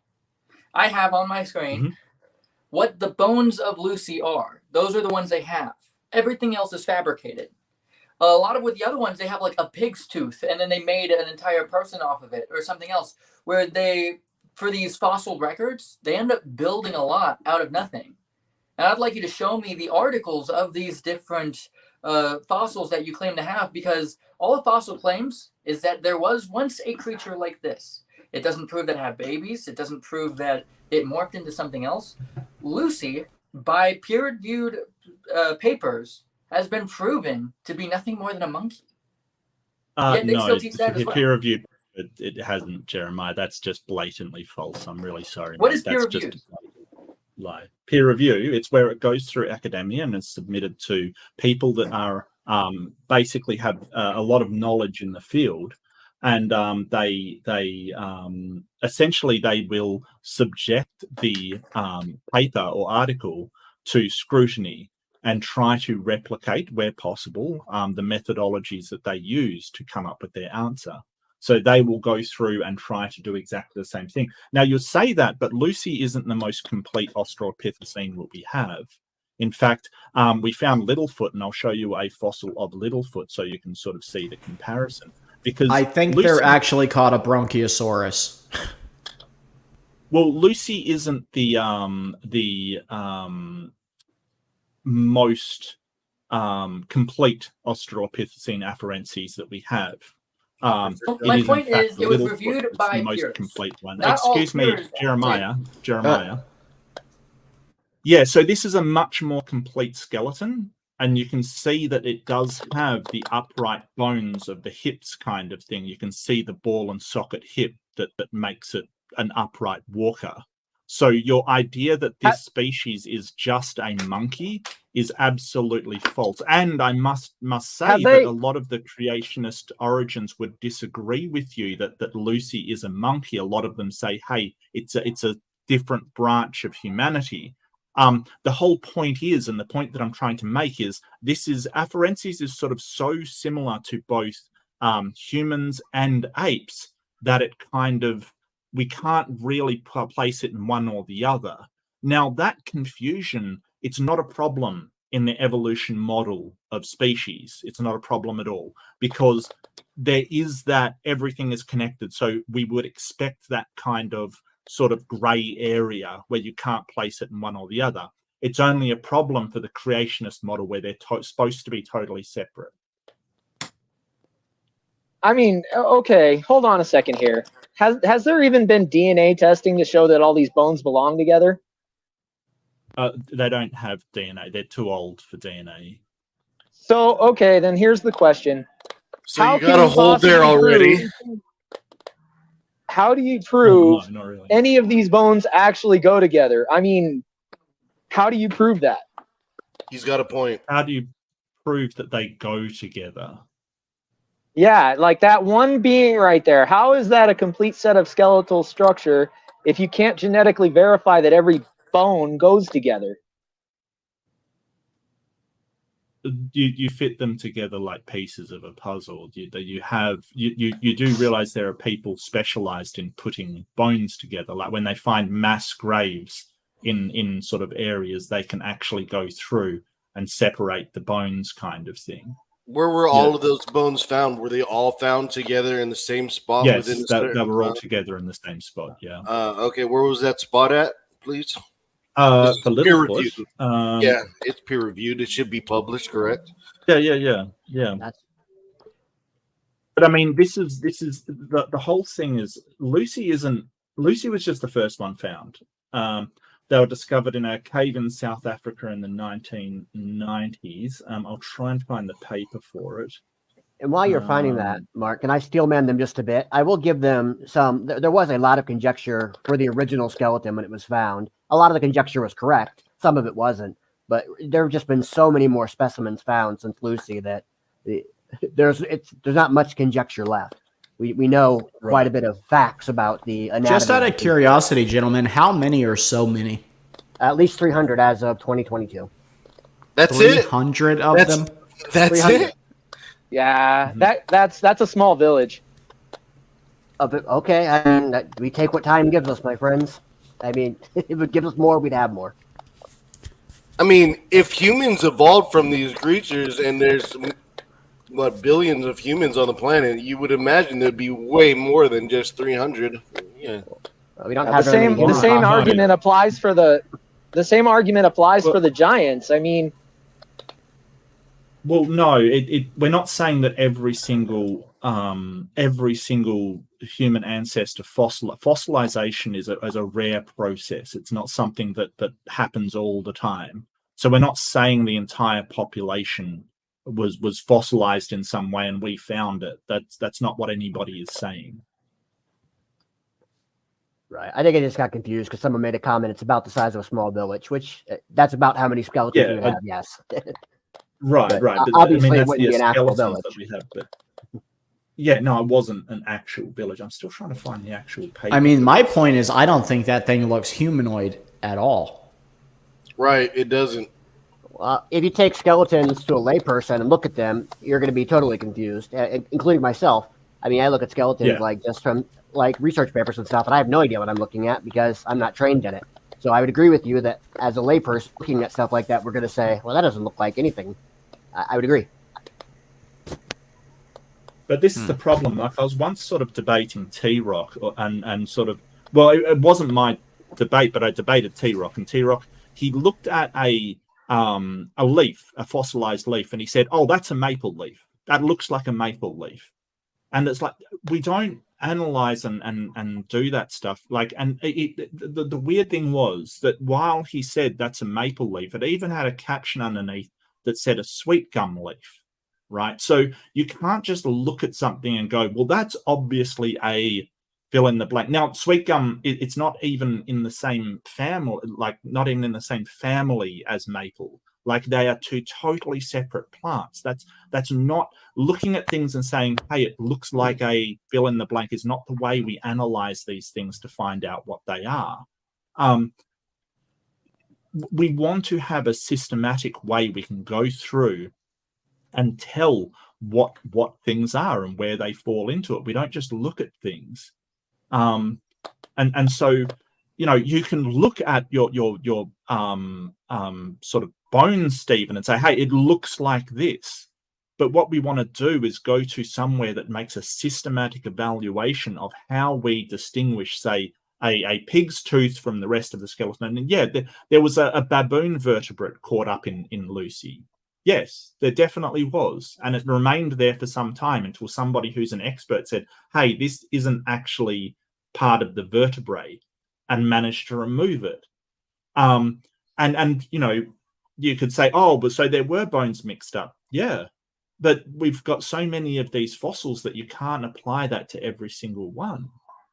And when you get more fossils of the same Australopithecines, in this case Afarenses, we can sort of go, okay, they're all the same. We know there was a population of these things. So to Jeremiah's thing, we don't know they had babies, which I think is one of Kent Hovind's favorite lines. Well, once we get a certain amount of skeletons, we know there was a population. Therefore, we know that some of them had babies. We don't need to see an actual baby to know that. My point is, you have a species. How do you know it became humans? Sure, they had babies. Obviously, these bones came from parents.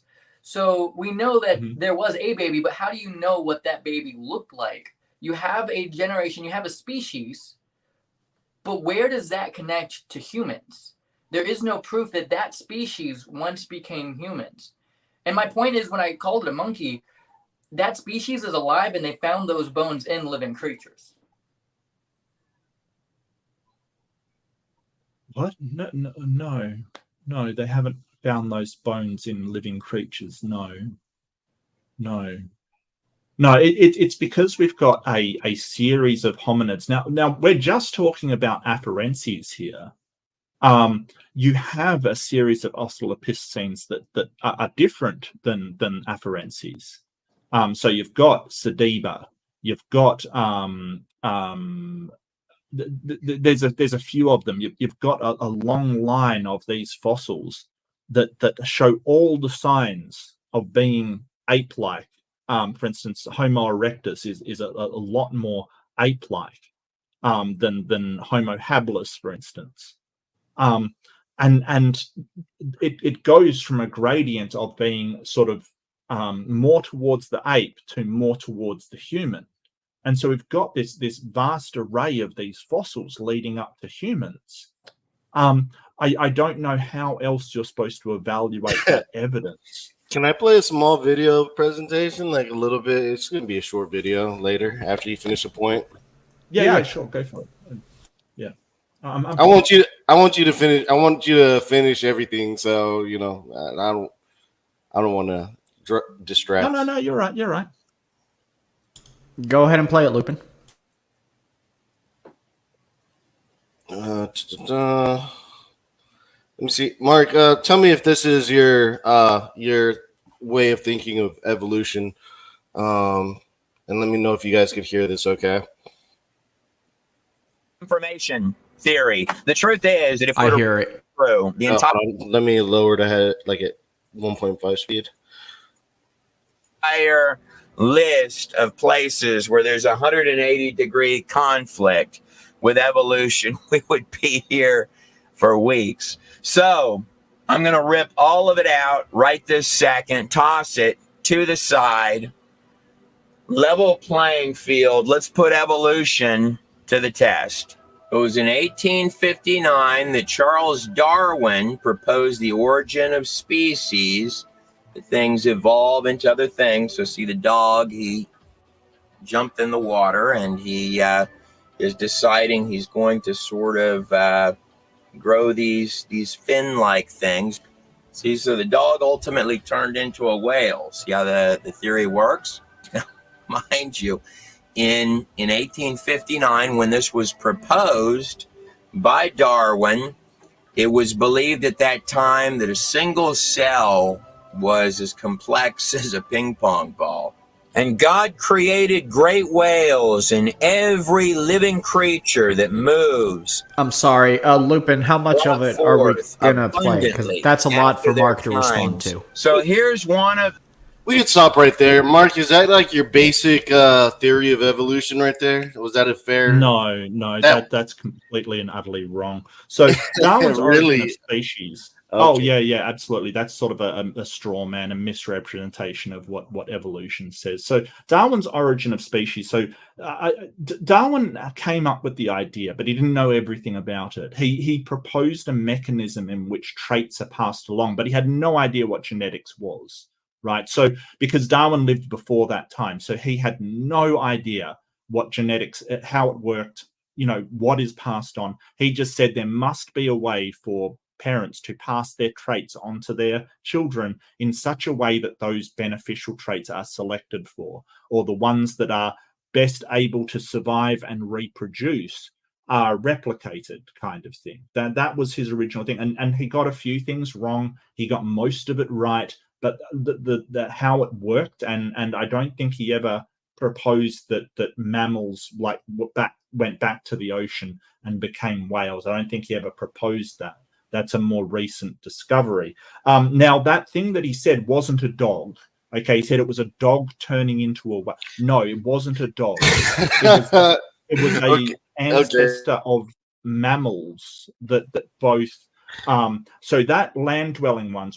Just say it was something like a dog. Whatever. Okay. Well, it wasn't a dog. It definitely was something like a dog. It was like a mammal. It was like a mammal that turned into a whale. So Lupin, stop stepping on him. Mark, yeah, let's let Mark reply. It's okay. Actually, you got enough people on the panel here, and I can't deal with the mental dishonesty. So I'm just gonna leave, and you guys have a fun time. Okay, you guys enjoy. Yeah. So roll out. Lupin. I'm sorry, Mark.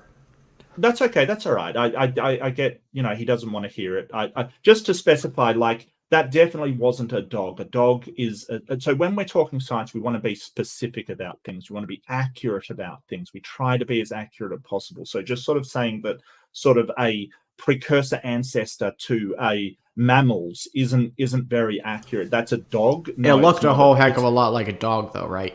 So well, yeah, but you might say the same about a wolf, but a wolf is not a dog. Is that the same mammal that produced wolves, produced the canine? Well, it's a canid, right? So when we're looking at cladistics, we're sort of saying, hey, there was canids, and that gave rise to, I mean, it might be the same species. I suppose that's a bad example, but the ancestor of both wolves and dogs was not a dog, and it wasn't a wolf, right? It was something else. It was something before those species were actually on the planet. So when we're talking about that mammal that was the ancestor of, say, whales and dogs, it's not that ancestor wasn't a whale and it wasn't a dog. It was an ancestor of both. I would have to look up the transitionary form, but what I'm pointing out is that we do find these fossils of, sort of water. How many of those mammals drowned before they developed gills? 7. No, you're thinking at it wrong. So it wasn't that, because I mean, whales don't have gills, Stephen. Whales still breathe. Oh, they turned into whales specifically. Right. Okay. So nobody's saying that mammals became fish again, kind of thing. That's not what anybody is saying. So whales don't have gills, so none of them drowned before they have gills. So that but the whole point is that even if they did become fish, right, the changes would be so incremental, so small and incremental, you could barely recognize the difference between generation to generation. It would be sort of a mammal with very, very short rear legs, as it showed, maybe an elongated or in tail this case a dog with really big lungs to hold its breath underwater. Sure. Yeah. Well, I mean, the lungs probably grew in capacity. That's the thing. The lungs from one generation to the other probably wouldn't be that different. It's like if you have languages, for instance. Languages is excellent comparison because sort of languages evolve a lot like evolution does. That we know that Spanish and French came from Latin, right? We know this to be a fact. That's the origin of both languages. Now, there wasn't any point where a Latin person just gave birth to a Spanish-speaking kid and a French-speaking kid. What happened was that those two groups were apart, and some of their words slowly changed over time. Like just occasionally a word here, a word there changed. But over enough time, the changes become enough that they change into a totally different language. So if you take somebody at the end of the sort of the Latin speaking period and someone all the way down the end at speaking French, their languages are completely different. But if you say generation to generation, the languages, they're not going to have that many changes. They're just going to be tiny little changes in words here and there. And over time, it builds up into a completely different thing. Does that help sort of explain what they're trying to illustrate in that thing? It does raise another question for me, though. Sure. Okay, so the point behind evolution is supposed to be us trying to fill niches in the environment. Is that correct? Is that fair? Us trying to fill niches in the environment. What do you mean by us? What do you mean by that? Well, every stage of the evolutionary process, right? You evolve because you need to fill a niche in the environment. Isn't that the consensus? Well, no, niches are filled by organisms. That's true. Really, it's just however some animals survive. And usually a niche is a very good way to do that, like to exploit a resource that other animals aren't exploiting. That's why that sort of koalas, for instance, which are fascinating, they're the only animal to be able to eat eucalyptus leaves. They have exploited that niche where there is a food source that no other animal can possibly deal with. Like nothing can eat eucalyptus; it's poison, but koalas can. That they've exploited a niche. Now, sort of things like apex predators, are they exploiting a niche? Not really, no. Like if you look at sharks, for instance, they have been relatively unchanged for forever, basically, like back to the days of the dinosaurs. There's some small changes, but relatively. It's just unchanged. a little confusing, though, Mark, for us to go from ocean-dwelling things to land-dwelling things, but then wait back to the ocean-dwelling things. Well, not really. I mean, if you look at the lungfish, for instance, that is a fish that has been found up trees. Like it breathes air. It's got a system for breathing air, and it is a fish. It's not. I think is it a mud skipper? Yeah, it's a mud skipper that has been found up. I don't know, trees. Mark. I don't know if I can trust you because of the falling koala bears. No, hang on a second. Mud skipper. I love this thing. It is the most awkward fish ever. I mean, I believe you wouldn't lie about that because that's an extraordinary claim, but I mean, wouldn't you agree that's an exception to the rule? Like, there's not many fish that can do that, right? Yeah, absolutely. It's a organism exploiting a niche, but if that's successful, it isn't a great stretch to go, hey, well, did fish exploit a niche where they could utilize land?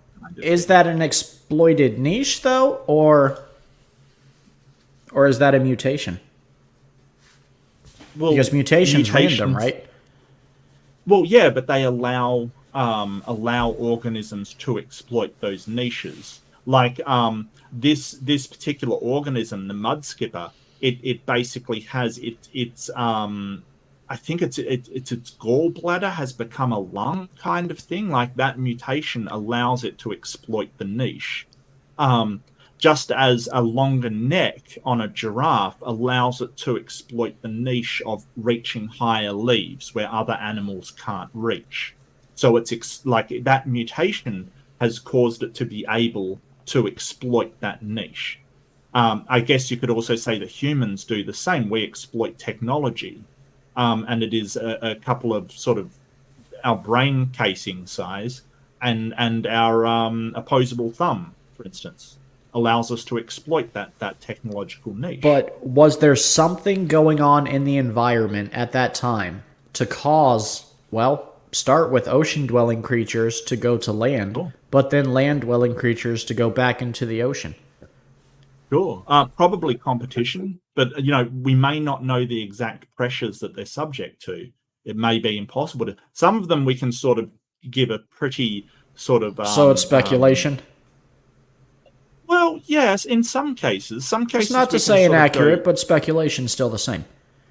Well, yeah, in a certain way, but some we can sort of more than speculate. We can say, hey, there's so many fossils found, or there's this found, or there's that found. That for instance, the rise of mammals, for instance, as being the dominant sort of trait, a dominant life form on Earth as far as animals are concerned, over reptilians like the dinosaurs. We sort of can say, hey, it was a ice age, something that where it went really cold, and the dinosaurs were not prepared for that eventuality. Burrowing mammals had an ability to burrow, hibernate, curl up, retain their body heat that reptilians did not, and that is why we are sort of more successful. So a lot of them we do know in certain ways what the pressure was. And for mammals, it was probably a fluctuation in temperature towards the cold extremes that sort of allowed us to take control of the planet, if you will. Dustin, you've been quiet for a really long time, and Grayson, you have too, so I'm going to let you gentlemen jump in for a bit. I mean, I don't know where to go. There's a lot out there. That's terrible. Well, you didn't stump me. But okay. I mean, it's kind of like pulling a straw out and hoping that the rest of the marbles don't come falling down. A Real House of Cards. He did unload a whole lot of information right there to address. That's to be true. fair, yeah, I did unload a gigantic amount. Look, this and this field, like especially evolutionary biology, it's such a massive in-depth field. I think that evolution is one of the subjects that has like more papers than almost any other subject. The amount of research that has been done on this is incredible. I guess what I'm getting across is it's not out of a vacuum that we've just sort of pulled this and said, hey, well, Darwin was right, let's make sure he was right. That isn't what's happening. The facts is, if evolution is just the change in traits of animals over time, then it's a fact. You may disagree with the theory of evolution, which sort of explains the mechanisms in which it works, but there's no, at least we can agree that things change over time, right? At least we can agree on that. Okay, so young Earth creationists have to believe in speciation, what we would describe as microevolution. We believe beaks get thicker. We believe dogs can grow more fur. We believe a chihuahua, we believe in variations. We believe in speciation.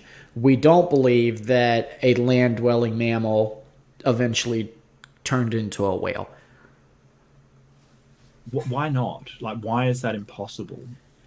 Because a dog type of animal and a whale are clearly not the same kind in any stretch of the imagination. Now, they have similar traits, but I know you guys don't respect Kent Hovind or his arguments, but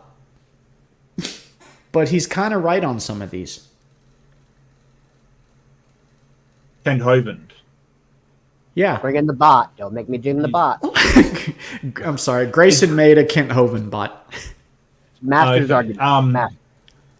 Yeah, so Kent Hovind, what I've noticed from Kent is that he strawmans what evolution says at every opportunity. He's been corrected multiple times on what evolution actually says. And so I find his arguments to be trite and kind of vacuous. They don't have a lot of substance. Sort of saying that a dog can't get to the size of Texas isn't really a good argument. It's just being belligerent. I don't think that kind of straw man is sort of arguing in good faith. Could you tell me what the common ancestor is for a human and a banana? Yeah, so it's a prokaryote. That far back? Oh yeah. So plants branched off first from the prokaryotic cells. They were around before animals were, but animals came a bit later. So because plants branched off, the common ancestor would be like billions of years ago a prokaryotic cell. Yeah. All right. A eukaryotic cell. One of the two. I do apologize. It might be a eukaryotic cell. I do apologize. I think actually now that I think it probably was a eukaryotic cell. It's still single cell, right?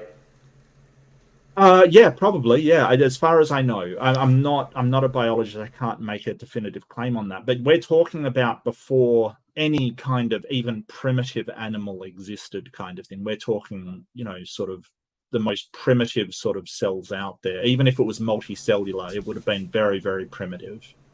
I mean, isn't it kind of weird that part of our DNA morphed into a banana and then the other part morphed into a species that's able to travel outer space? No, not at all. Well, wouldn't we have originated in the same environment? Meaning we would need to fill the same niches? Well, I think it's more weird that we've got sort of foreign DNA and mitochondrial DNA inside us. I think that's actually more weird. That is sort of surprising and kind of baffling, and you sort of suggest that at some point we had a symbiotic relationship with sort of a mitochondrial cell that provided its own DNA for us. That's more weirder. But that is the case, and nobody sort of argues with that. But no, I don't think it's weird at all. It's just one path was plants which had a strong cell membrane that protected themselves by being sort of photosynthesizing the sun, and were very successful, right? So because plants are everywhere, they were very successful. But down one path, you've also got, sort of things that eat the plants, and then things that eat the things that eat the plants. And then you've got humans who can sort of feed on both depending on what they are. I don't think it's unusual at all. It's just, it seems to have thrown up humans which have a couple of traits, like I was mentioning earlier, that the bigger brain and the opposable thumbs, that have thrown up a series of traits that have been so incredibly successful that we kind of dominate the planet. Although, having said that, it does raise to mind that the most successful organism on Earth is probably bacteria. I don't understand why would we evolve past the cockroach. I mean, the cockroach is almost indestructible. Like, it can outlive nuclear blast. Well, we didn't. So Stephen, sort of saying evolve past the cockroach kind of suggests that we came from cockroaches, right? So insects are another divergence. Okay, so you're thinking of this as, okay, we evolved. So a cockroach and a dog and a cat and everything is just as evolved as everything else, right? There's no more evolved or less evolved. Do you really believe in your heart of hearts that a rabbit is as evolved as a human? Yes. Does a rabbit conduct charity drives or blood drives? Well, that's not evolution. That's morality. Yeah. Is there a homeless problem in the bunny community?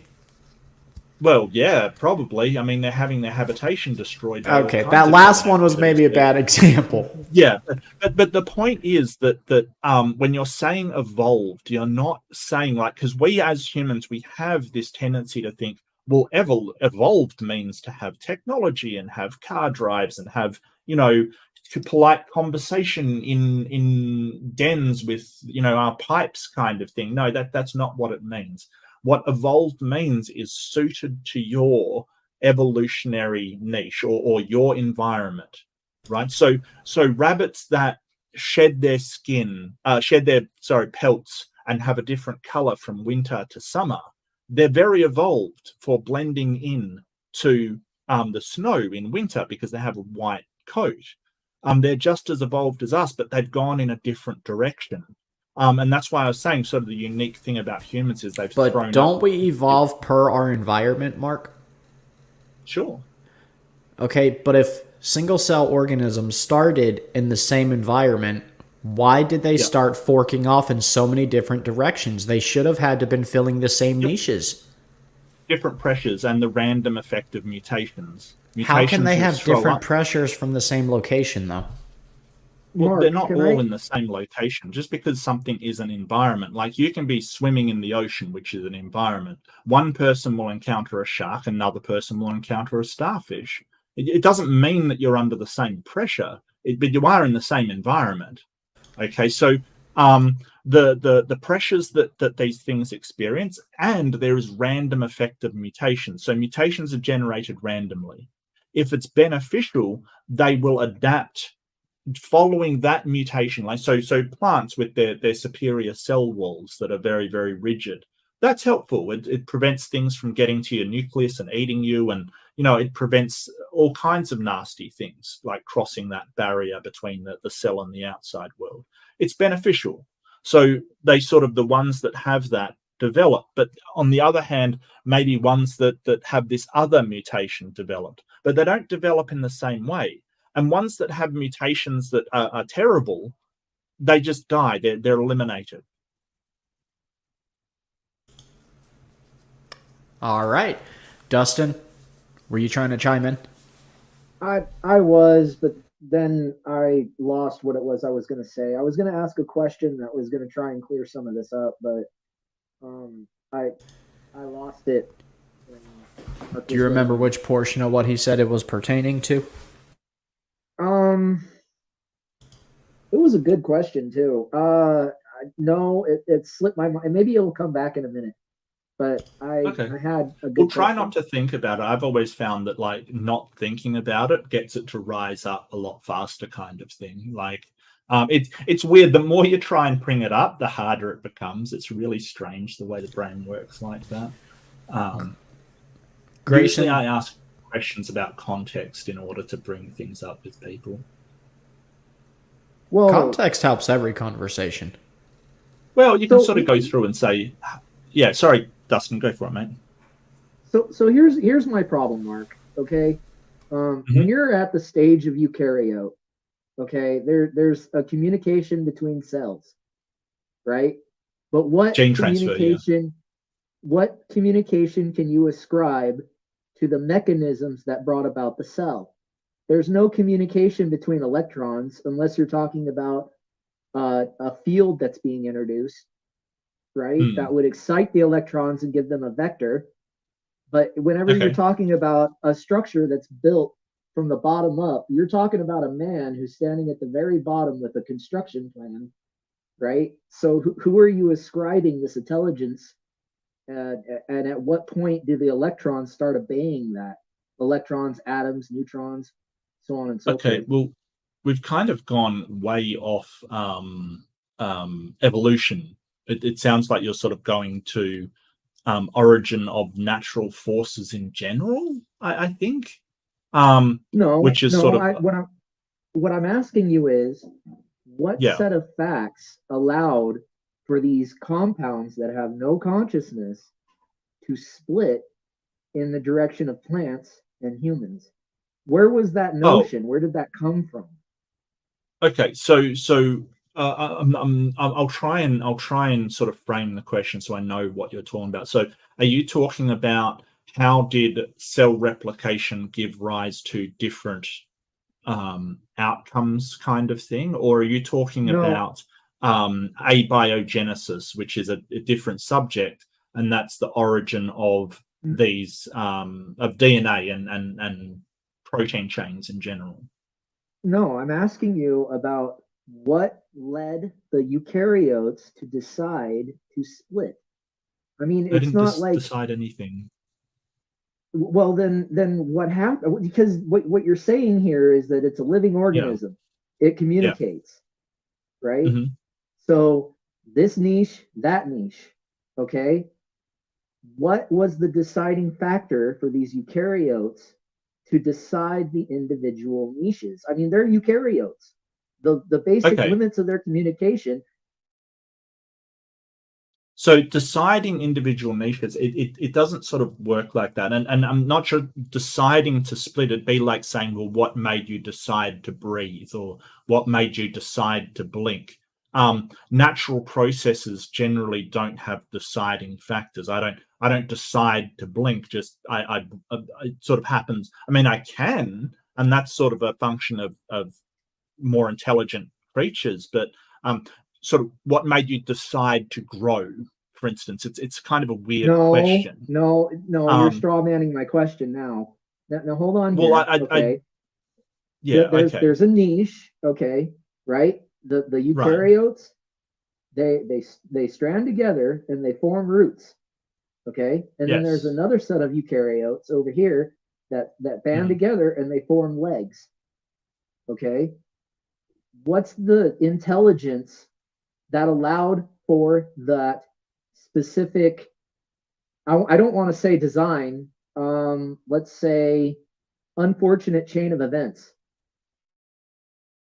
Well, I mean, I don't think there was intelligence behind it. It's just a natural process that you had a whole bunch of eukaryotes, some of which banded together and made plant cell walls and that they would be immobile, some of which changed so that instead of photosynthesizing or getting food the normal way, they found that they could take in oxygen and catalyze it, making energy. So they do what's think. The exact? So they do think. Are you making a concession that they do think right now? No. I'm saying that those random mutations were thrown up. Right, and there was also a whole bunch of eukaryotes who didn't do anything differently, and maybe even a bunch of eukaryotes that had mutations that weren't very good at all. They were actually detrimental. Maybe they couldn't move much. Maybe they had a really weird way of taking in food that wasn't particularly efficient. They died out, right? So they're removed, leaving the ones with these benefits. And if they're very successful, and you would imagine that being able to, like, multicellularity, as we've seen from the Lenski labs, where not the Lenski labs, sorry, the algae that clumped up into multicellularity, that was incredibly beneficial against predators. When you clump up into multi-cells, it's strength in numbers, basically. You're very not eaten very easily. But these aren't the creatures going, well, I'm going to decide to do this. What happens is a mutation arises that's very successful, and so that then gets passed around, kind of thing. That then becomes a sort of, because we're talking about primitive cells which have horizontal gene transfer, they have they pass each other's genes, that becomes pervasive among the cells. Later on, as we become true animals, it works differently. We pass our genetic material on in a different way, but the principle is still the same. The successful mutations that allowed these creatures to survive, these organisms to survive, made it so they become more and more prevalent in the sort of population of that environment. You're talking about thousands and thousands of chemical reactions between cells. Okay, these things are not random. Okay, the structures brought up by mutation, those changes have to be made by a physical, by something physical. I mean, if you're telling me that the human mind possesses intelligence at the level of cells, which is where we are with it, the synapses as they fire, where is that decision-making process? There has to have been a series of events, right, where even if the mutation was beneficial, the mutation, the information that is the mutation itself, where did that come from? It had to have been a conscious decision somewhere, because the organism had to decide whether or not it could or could not live with this mutation, right? Because of the environment. It has to take the mutation, put it into practice, and then selective pressures will wean it off. But something implemented the change. I'm really baffled, because you're sort of saying that it had to decide to use that. No, the mutation just comes up, and all organisms strive to sort of survive. That's what they generally do. And they will just, so then why mutations, if I could just finish, yeah. Mutations will come up because we know that sort of gene substitution, omission, and insertion just happen. You add in onto that the viruses that are then inserted and change the genes. You've got a lot of movement there for different variations upon genomes to be coming up. Most of them, like something like 99.99% of species, are extinct. They don't make it. The ones that are successful are the ones that make it. But at no point does something decide to use this or not use this, or decide it wants to occupy something. All it is just that thing struggling to survive. If it's got something, if it's got that thing that helps it, that thing that helps it is going to just be part of the population. That's it. No one's deciding anything. I mean, I have a hard time believing that, Mark. You know, I mean, this information, it's information. Mutation is information, and that information has to come from somewhere. Well, it's just chemicals. I mean, the chemicals does form information, sure, but you could sort of say, hey, the pulsing of a pulsar is information. It tells you how, the mass of the star and what it's going through and things like that. It doesn't mean and the light of a that's spectroscope. Sure, yeah, exactly. You could say that, hey, that's information being transferred, but it doesn't mean that it's in some way, information like we would consider information to be somebody sort of typing something or putting something. It's just a chemical process. It's just chemical organics. I will concede that not all information has a mental process behind it. Right. On the other end of the equation, Mark, you can't tell me that an organism that gets a mutation doesn't understand that it needs something, right? Like a craving. Like, for example, if I had an iron deficiency, I would crave iron. What's the explanation for that? Welcome back, Captain Stump, and welcome, Christian Pike. Hey Christian. Hey. Yeah, so I'm not sure. It's just sort of, if something can metabolize something, sure, you could sort of say it's a craving. I'm not sure that's sort of accurate though. I don't know if say a bacteria that can feed on citric acid has a craving for citric acid. I'm not sure that's the case. I think that whatever it is just utilizes whatever's in its environment. If it does mutate for some reason, I want to substitute some kind of process, I think that's beneficial, wouldn't you say? I would imagine, but that's beyond the point. Where I was going with this is that if you're going to say that eukaryotes were the first sign of life, right? Well, I didn't say that. But that's right. Okay, so for argument's sake, just say that you did. Okay, so say you were to say that eukaryotes. What? Okay. Well, I mean, it's kind of weird the way you're saying, well, you didn't say that, but let's say I love the name Christian.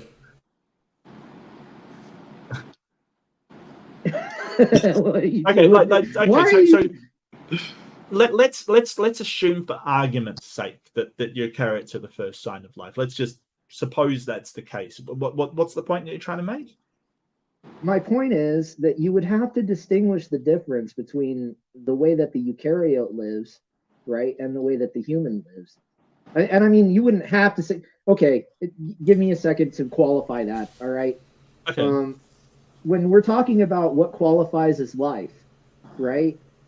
So if the difference between living and dying is, say, your intelligence point, then how can you say that a eukaryote is alive in comparison to a human, right? Where's that bar? Where does that threshold get crossed? What, eukaryote as opposed to a human? A human's still a eukaryote. I'm really confused. So then, okay. Then here's the thing. If I'm a eukaryote, then how do I make up my mind and make decisions that are Dustin, beneficial to me? I'll let you circle, back around to this, but Christian has limited service, so I want to make sure he can get in on this. And Captain Stump, you came back if you have anything to input also. Oh, I didn't come to interrupt. I was just going to come say hello to the fellows. Have you been following along? No, not much. Okay. Stump, did you want to say anything? I don't know where you guys are at. I was gone for a while, so I'll just, you guys can go. I don't know where you guys are at, like I said. All right, Dustin. I'm sorry. Mark and I are trying to find some common ground where we have some understanding of each other. Because, I see that. Much love. So your cells are still eukaryotic. Yeah, you guys. My cells are eukaryotic. Yeah, we're getting there. Oh, go ahead, Mark. I'm listening to you.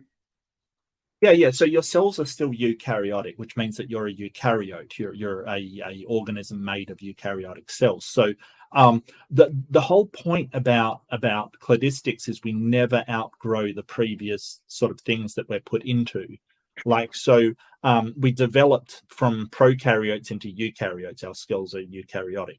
We developed sort of multicellularity. We developed, so on and so forth, way down the chain. Then the vertebrates arrived, then the mammals arrived. And we're still all these things. We're still a vertebrate. We're still a mammal, right? So what you're asking, like, what's the difference between a human and a eukaryote, is kind of like saying, well, what's the difference between a human and a mammal?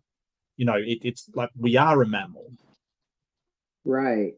So if I'm a eukaryote, why am I allowed to make decisions that make my life easier? Or,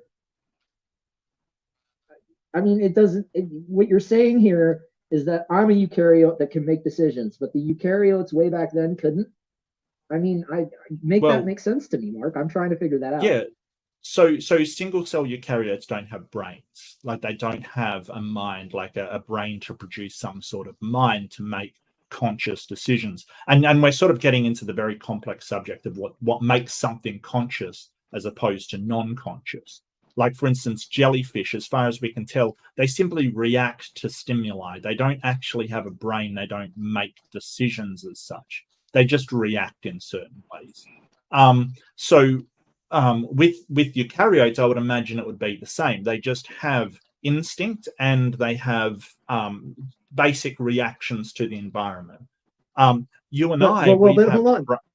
Doesn't a eukaryote have to consume things? So, I mean, doesn't it get the signal that it's hungry?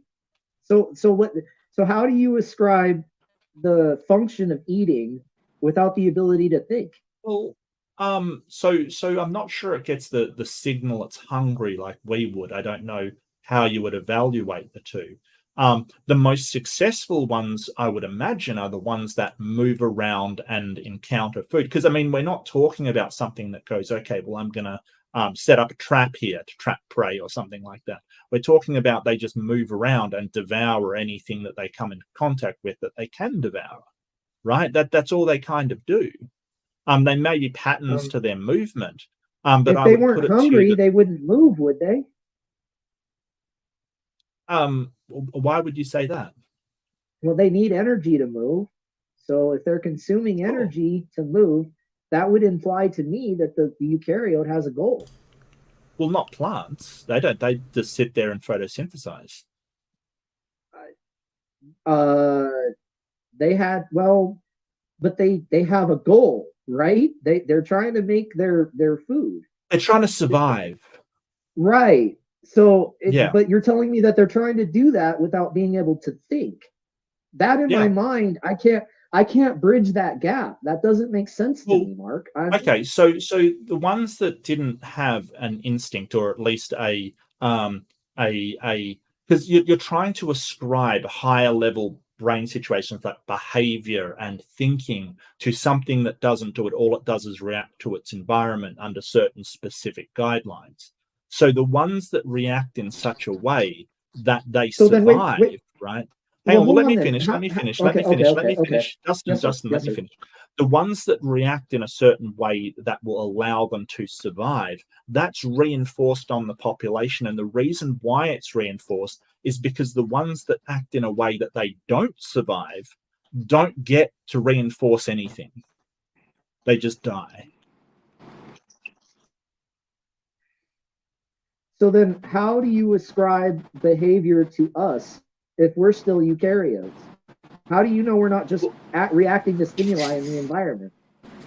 Well, can you choose to grow? Well, you can choose to stunt your growth, but that's another issue altogether. But can you stop your cells from growing? Can you choose to grow a mole on you or something? I mean, under certain hypnotic suggestion, they have been able to raise blisters, but I mean, that's about as far as that goes. Yeah. So what I'm getting at there, Dustin, is that we don't make conscious decisions to do nearly all of our bodily functions. In fact, a lot of things that we think we've got conscious control over, we generally don't. Like if somebody throws something at your face, you might react without even thinking. That to a certain degree, we are these creatures that just act on instinct and base functions. Like you don't have to think about breathing. You don't have to tell yourself to. You just breathe, and that happens from birth. Sort of saying, well, there's information. It's sort of asking, well, how do your cells know how to grow kind of thing.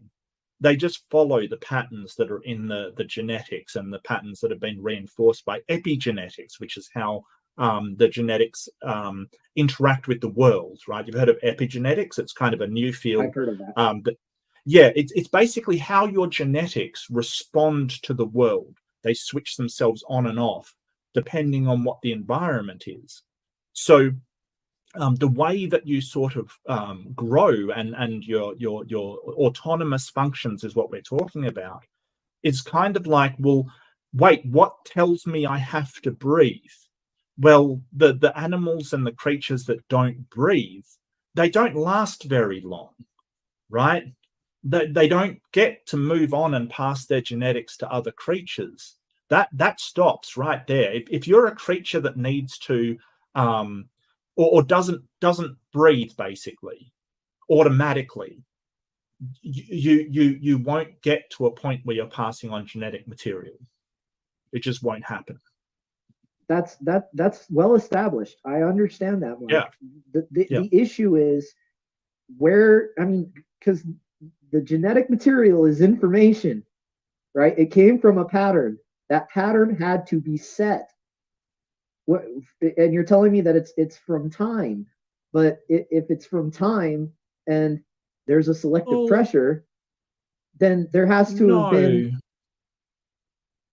No, I don't think it's just time, Dustin. I think that, you know, we're sort of getting into abiogenesis, like what caused these protein chains and the initial conditions to be able to have autocatalytic self-replicating cells in the first place. Like we're getting into. No, I'm not trying to break it down into a basic chemistry lesson. No, I'm asking. About, okay. The information, right? Okay, I mean, we know that chemicals react with each other, right? We know that. There's electrical bonds and such. We could probably mix all kinds of chemicals together and never come up with a life form, right? Well, yeah. Okay, so then where was the original pattern? Okay, I mean, they say it's panspermia, right? But then you're not really solving the problem, you're shifting the goalpost. The thing that doesn't make sense. Hypothesis. The thing that doesn't make sense to me is, even if it's at random, Mark, even if it's completely at random, the original cell that spawned off into all these other eukaryotes had to have a design. That information had to come from somewhere. The pattern didn't just originate from chemicals reacting with each other. That physical structure where the carbon links with the nitrogen, links with the oxygen, creates a basic structure that can form a eukaryote. That structure. It looks like Dustin came ready to rumble. Yeah, so there's from somewhere. Sure. Like, nobody's saying it didn't come from somewhere. That's definitely a given, right? Nobody's arguing that it sort of flipped into existence out of nowhere, Dustin. I'm not saying Mark, that. But we're getting into. I'm trying to eat these cookies and milk, and you're making me laugh. Okay, sorry. So there's a number of hypotheses, and you mentioned one of them about where these structures originally came from. Now, while evolution is a theory, evolution doesn't cover the origin of life. This is what you've got to understand, Dustin. Just first off, evolution explains the biodiversity of life, why we see such unique forms and why they're spread over the geographical areas that they are, and all of that kind of stuff, right? But abiogenesis, that's not a theory. So there's a number of hypotheses that we've put together, one of them being panspermia. That's absolutely right. Another one is the sort of hydrothermal vents, which was very popular a while back. I lean towards amyloid world, that it was sort of these amyloid sheets that sort of had chemical interactions on them, providing receptors in which they can autocatalyze. But that's not, we're not saying, hey, that's a theory like the theory of evolution. We're saying, hey, there's a number of hypotheses. We're not sure which one is right. A lot of Christians who do believe in evolution think that God started the whole thing off. And that's fine. Like, I can't say, hey, that goes against the theory of evolution, because evolution doesn't cover that, right? It doesn't address where it came. It could very well have been a god created evolution, created all this information, and started the whole process rolling. Sure, I don't have a theory to sort of say, hey, that isn't what scientists believe, because abiogenesis, or the origins of life, is not a theory. It's just not. There is not a consensus on it. There's a lot of different hypotheses. You mentioned one, panspermia. Yeah, it raises the question, where did that come from? Sure, it does. But I don't lean towards that one. I think that there's no evidence for it. Essentially, there's no evidence that it did come from off-world, except maybe I think the Japanese found some uracil, which is one of the building blocks of RNA, in an asteroid recently, which was weird and strange. They hypothesized that the heating and cooling that's required for these protein chains to form was a spinning asteroid. But look, Dustin, at the end of the day, like, you're right, that's speculation. Do we know that for sure? Absolutely not. No. I'm gonna have to do some more research and get back to you, Mark. But I mean, yeah, sorry, but like, you're talking about subjects that are insanely complicated, Dustin. Like, just some of the most complex things you're ever going to look into. Evolution's incredibly complicated. It takes a while to understand it. You've got to sort of really study it, and a lot of it is anti-intuitive, right? So a lot of it is sort of, you think, I second that. Yeah, so why don't humans just kill each other if evolution is thing? Because evolution, it's sort of, you want to be the strongest and survive and propagate your lineage among all others.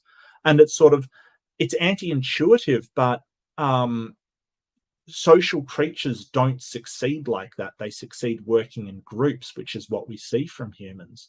But it is anti-intuitive. Like, it seems like. And so, like, there's a lot of things that are anti-intuitive. Like, for instance, the Earth looks flat, right? It's anti-intuitive to think that it's round. It looks flat, but it is round. It's an oblate spheroid. That is true. It is not a flat plane, even though to our intuition that seems wrong. Well, same thing goes for our God, right? It's against your intuition to say there's a God, but there is one. So it's the same way. Well, it's the same thing. You can't prove how life got here, but we say God did it. Okay, and that's fine. I totally get that. I don't think it's not intuitive to say God. I think that it depends on the sort of claim that you're making, whether it's intuitive or not. But I guess that I'm getting across that intuition, like simply looking at something and saying, hey, my intuition says this, my gut feelings say this, is not a good way to evaluate whether something is true or not. When we seem to get a much better result when using things like rationality and logic and these methods that seem to produce a higher level of reliability. That's essentially what I'm saying. That's the same argument Christians have, right? It's against because you said before that, I've never seen a mind without a body, or along them lines. I'm not, or a brain, some sort of brain, a mind or brain. Yeah. So it's the same thing. It's against your intuition to believe that there could be a God, because you don't believe that there could be a brain without a body. So it's against your intuition. Well, it is against your intuition. You don't know what type of. You cannot say that you know everything. You can only say that you know what you know from your observations. You've never seen a body, a brain without a body. You don't know if there's other type of bodies and brains. You don't know that, but your intuition tells you there's not, because you can't. That's not intuition, Stump. That's inference. Like, so when you're seeing patterns of things happening, right? It's not intuition anymore. It's inference. So, for instance, if you see, just say you've got no idea how traffic lights work, and you see that every time there's a green light, cars start to flow.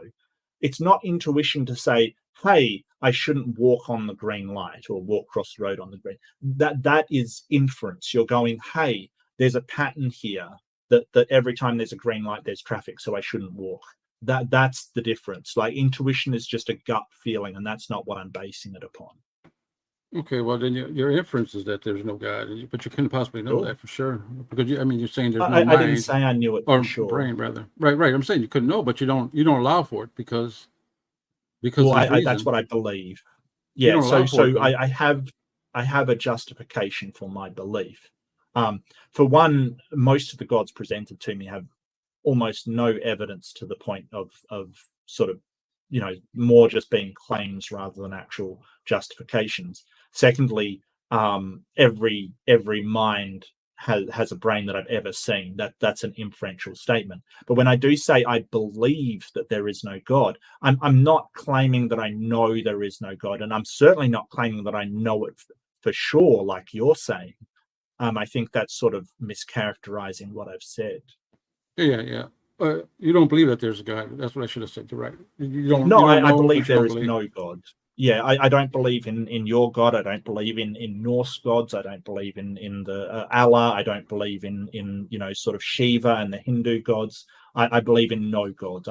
Well, I'll clarify. I believe no gods exist. Well, you believe in man, so that you believe in man as a God because he's the beginning and end of all. Humanism. That's the very definition of a carnal mind, and you believe that humans are the beginning and the end of everything. Well, that wouldn't fit my definition of a god. And if you're sort of saying, well, humans are gods, then it kind of trivializes what a god is. I mean, I could say, hey, under that definition, that humans or a human is a god, that definition, under that definition, then yeah, I guess I believe in gods, but that's trivial, don't you think? I'm not saying that you believe in God. I'm saying you believe that you are a God, man is God, because you have nobody over you. There's nobody tells you what to do. Not under my definition. You'd have to explain what your definition of God is then, because I am not a God under my definition. Okay, well, if you, I'm sorry, go ahead, finish. Well, what's your definition of a God? Because it's obviously not fitting mine. That there's a higher authority that has authority over you, which you have to obey, or there's consequences. And that to you is man, the way I understand it. You believe man is the highest authority. There's no authority above man. There's no God. There's no, whatever man decides, he's the God. He decides. Well, that would mean that governments are gods. I mean, that's a higher authority. Well, governments are. Hang on a sec. Let me finish. That's a higher power that has authority over you. You obey, or there are consequences. That would fit a government as well. Well, governments are. But the government has to follow the leader, who happens to be a man. A man. So man is the ultimate authority. He's the God. Well, I'd say a God. You say authority. Whatever. Either way, it doesn't matter. Well, usually governments are distributed. So the leader who's a man that you're sort of referring to would only have certain powers in certain situations. I mean, the government's such a wide-ranging thing. So it's the legislative, the bureaucracy. There's a whole bunch of stuff. They're all men. I mean, that's the way it is now. It wasn't always like that. But either way, they're all men. To Stump's point, to Stump's point, you would have no one above another man that you would turn to. Like you wouldn't turn to God and pray to him, or you wouldn't ask him to help you out of a situation. You would turn to another man if you were like stuck at the bottom of a hill with your truck and you couldn't get it out. If I couldn't get it out, I would turn to another human. Yes. I don't see your point. So what we're saying is, you wouldn't sit there and pray and then have the tow truck show up. You pull out your phone and you'd call a man and he would show up. So does that make it a god? No, that's not. I'm just trying to defend Stubbs' point. What he's saying is that there is no God, right? But the one person who can help you out of a situation you can't help yourself out of is another man. So when we talk about God, we talk about a savior, right? In the situation where your truck is at the bottom of a hill, you wouldn't sit there and pray for it, nor would you expect a miracle to come and help you. Whereas we may ascribe some miracle features to a tow truck happen to be driving down the road at the same time we got into an accident, you would look at it as coincidence and say God had no involvement. So and this is what I'm saying about Stump. I'm not saying this about your belief. Okay, I want to preface that. But in Stump's iteration of points that he made, the ideal is that you have no higher authority than another man who could help you out of a bad situation. Okay, I'm not. I'm not sure why that person would have authority, or I have authority. Yes, you have authority. Yeah, and then sure. If you call a guy with a tow truck, he has authority over his tow truck. That would help you. Sure. Yeah. So there's no higher authority than that of a man. There's no higher authority than that of a man. In the scenario I don't know. I think in the I think scenario, that sort of a police officer that directs me to do something, in accordance with the law, I would have to do it, or else there would be consequence. So I would see that would be enforced. That would be well. Enforced Hold on a sec. Let by me a finish. Man. Yes, sir. Let me finish. That sort of that would be an authority. So is it me that's the god, or anyone that just happens to have authority over me at the time? Who was the god in this? That's not how Stump. That's not how Stump. That's not how Stump phrased it. You're misunderstanding. Okay, so the way he's putting. Well, hold on. Stump, do you want to reiterate? Yeah, all I'm saying is when you reject God, there's no God.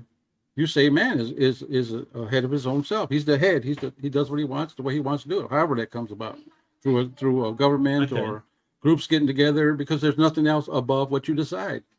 And you are, in my opinion, this is my opinion, and no one can tell me you have made yourself a god. That's all I'm saying. Humans have made themselves gods, the ones that don't believe. But yeah, so that's simple. It's a simple thing.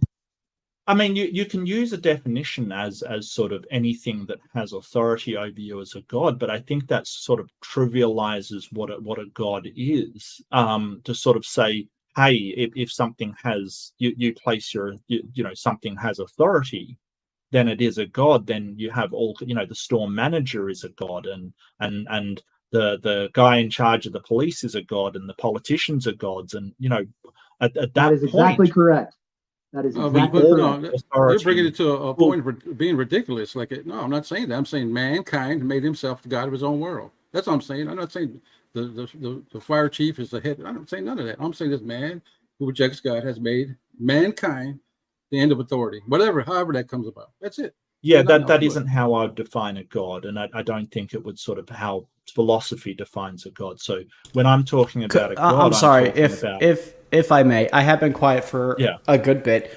If you don't mind, Mark, could you give us your definition of what a god is? Yeah. Just about to. Yeah, good idea, Stephen. It is probably a good idea. So what I'm talking about is a non-contingent, so a necessary agent that has direct influence over the natural processes of the world, or in some way was the origin for them. That's what I'm talking about. Okay, so the Christian God would constitute a god in your book. Oh, absolutely, yeah. Okay. Well, there's a diversity of opinions, and I believe when you're a human being, you make yourself a god. When you reject God, that's all. Different opinions. So just because you're, you say you're atheist doesn't mean your opinion's right. It just means you have an opinion. That's it.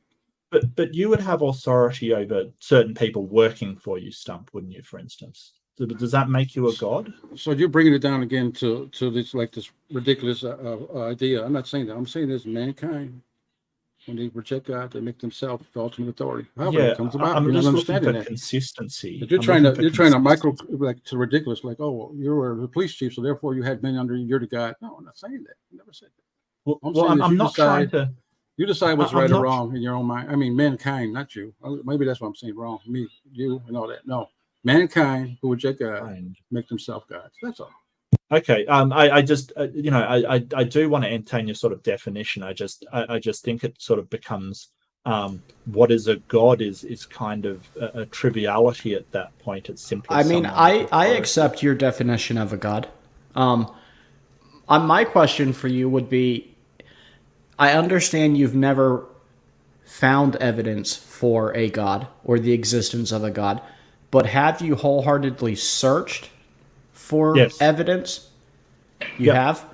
Could you Yep. give Been us to- some story about like where you searched or what research you did? Yeah. I certainly was invited to a sort of evangelical congregation, really open mind, sung the hymns and listened and heard the sermon, and I really kept an open mind. I really did. And don't get me wrong, they were lovely people, really nice.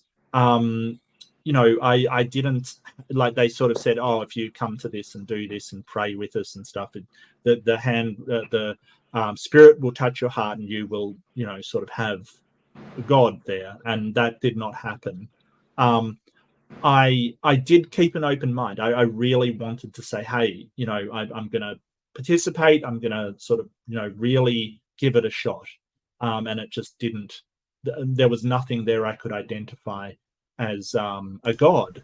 But don't get me wrong, they were really nice people, and they were a lovely community of people, and very, very nice. But sort of that to me, having a nice community and being nice people isn't a god sort of touching me. That's just encountering nice people, basically.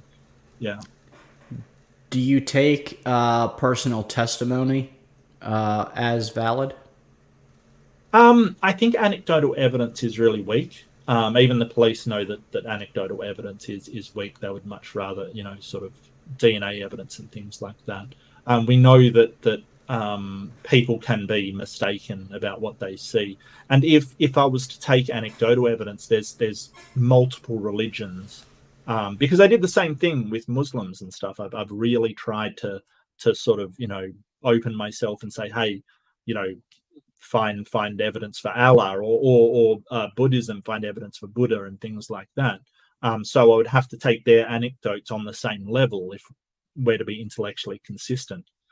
So I don't hold anecdotes as being particularly good. In fact, during one of my things, I encountered somebody who said, "Oh, what if their testimony was tied to like their death? Well, like, what if they were willing to die for their? Okay, but come back and answer this. Yeah, I definitely will.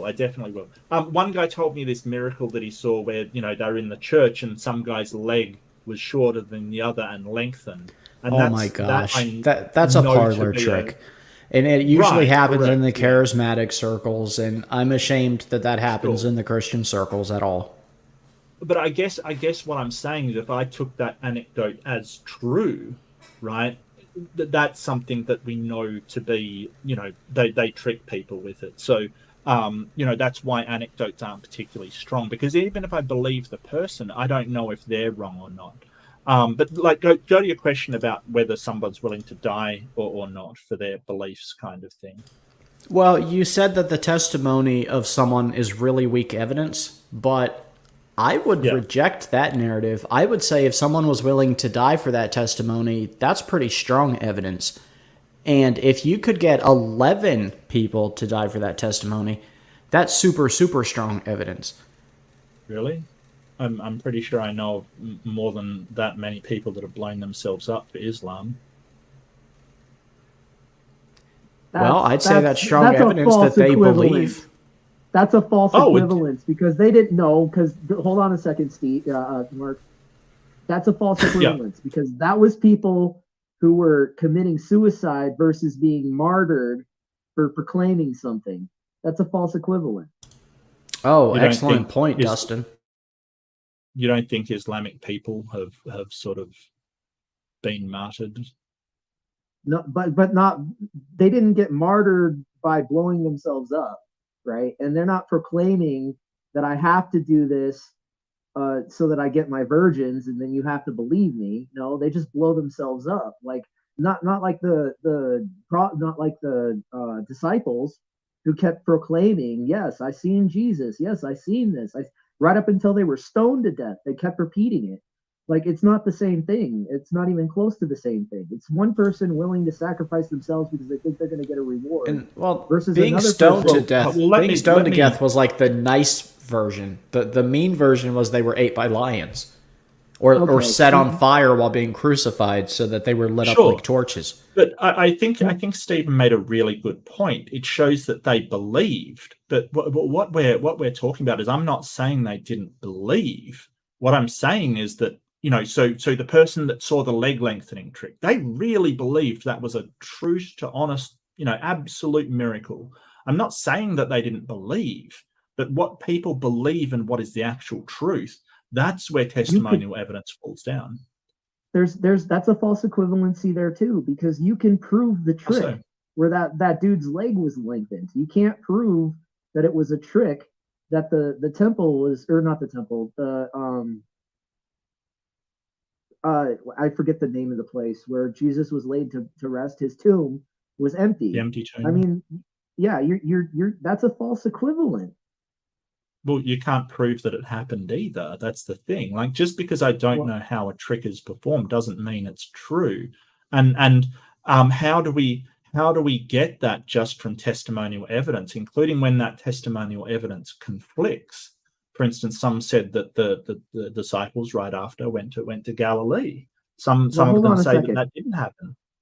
Do you think that the guards that stood watch that whole night would have made up a story that nobody? I don't know. That's not the point. No, neither do I. The bigger point is that if you're paid to do a job, and you know that you're going to die if you don't do this job, so I can see the guard lying, right? I can see that, but what I can't see is 11 people who claim to have seen the same thing getting stoned and not changing their story. Well, that's just the disciples, though. You have a much broader category of people who witness seeing the risen Jesus walking around Jerusalem for 40 days after he was risen. Right, and I mean, we're not talking about. I mean, okay, so a guy who goes and blows himself up because he's been surrounded by the idea he's going to get to 40 virgins in the afterlife. These people had no promise of anything except for paradise, right? And they didn't even know what that was. So what possible reason would someone go to their death proclaiming something when they could just easily have changed their story? Because they believed in it. But that doesn't, like, you're missing the point. But just because they believed it doesn't make it automatically true. As I said, like, these people that blow themselves up, they believe in it as well. Well, Mark, these are people who get hit in the face. Hold on. I think I would change my mind. I think I might change my mind after a few stones. That's all I wanted to say. Maybe not. A lot of people have died for things that they believe in. Whether that belief is true or not is an entirely another story. This is the whole thing. Like, and a lot of the disciples were reported as being killed, and some of them were martyred, as you said, but not all of them were recorded as being martyred. They were just killed. I don't know what else they were doing. I don't know if that's accurate, Mark. I believe, if it's right, it's only John who wasn't martyred. But I believe John was even martyred in his old age. Christian, am I wrong? Or Stump? I don't know if there's any record of the Apostle John being martyred. To the best of my knowledge, Stephen, he died peacefully at Ephesus around 104 AD as an old man. But I don't know that history is really solid on that. Well, then it might be only John and possibly Paul. We don't have evidence that were martyred. Almost certain Paul's head rolled in Rome. Well, I don't see that in scriptures, though. I know that's tradition, but I'm saying what we can prove in scripture. Oh, well, in that case, you can't prove. Well, that's true. I have to concede to that. No, the martyrdoms are extra canonical. You're right. Yeah. Well, that's like irrelevant. Matthew, for instance. There's reports that Matthew was martyred, but there's also reports that he went to Ethiopia and was stabbed over something else. So there's sort of conflicting reports of these things. Do we actually know for sure that a lot of them were martyred? I have no doubt maybe a couple were. That's fine. Like, there's no doubt. But as Christian said, they're sort of extra canonical, and there is some doubts. Like, part of it was recorded by Josephus. Josephus had some problems with the his work being influenced by the early church. We know this is true. There are some question marks over that. But that all aside, it still doesn't make what they believed true. And you I sort can of said, see that point. I will. Well, you also point, say, I still think, just a sec, I want to, Dustin, really pleased that you went through a lot of points. I really want to get through yes, them. sir. Yes, sir. The also said the points of all the other people that witnessed, and sort of, so I think you're alluding to the 300 and things like that, that we don't have their testimony. We don't have a lot of people's testimony. All we have are secondhand writings that we don't have the original copies for. We don't have the originals for some of the people who we don't know they were the actual people. Matthew, Mark, Luke, and Paul. Matthew, Mark, Luke, and John. We don't know for sure that they were the authors. We know Paul was. We know every writing of Paul was from Paul. We know that Peter was almost certainly from Peter. But the other ones they're traditionally associated with those people. We don't know for sure. So when you're talking about testimony, how reliable the testimony is entirely dependent on the reliability of the person. And not only do we not know the reliability of the person, we're not even 100% sure who is saying it. That's the problem. So Mark, my point, you addressed an extrajudicious point. That wasn't my point. My point was, it's a false equivalency to say what happened to the martyr or to the apostles is the same as Islam man blowing himself up with the idea of 40 virgins in the afterlife. I mean, that's not taking a beating for what you believe in. That's a quick death into paradise. Of virgins, though.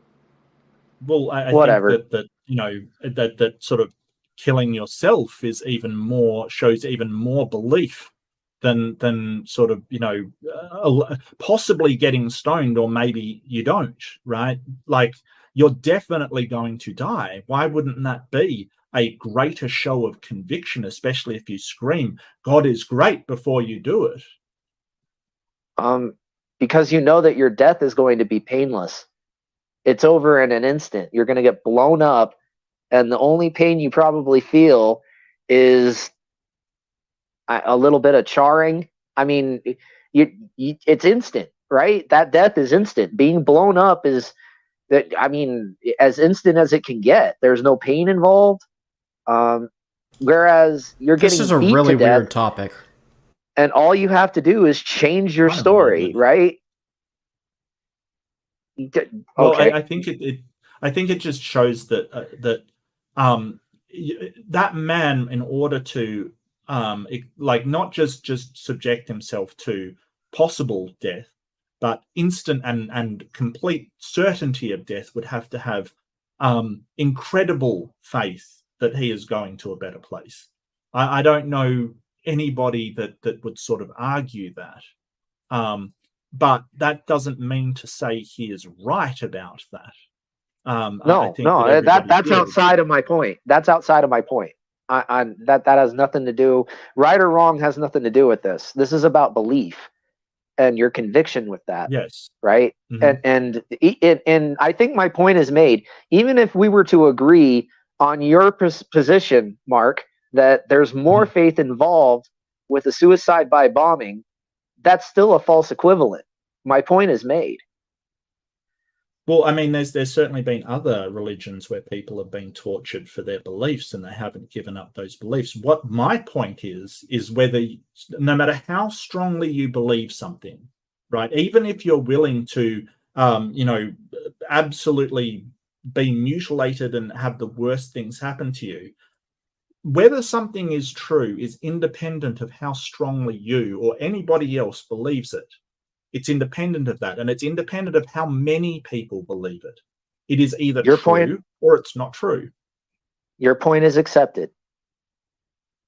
Okay, that I guess is my point. That it doesn't matter. Your point how is accepted. Strongly. Okay. No, I'm with you, Mark. I'm with you. Right? Two people can have testimony.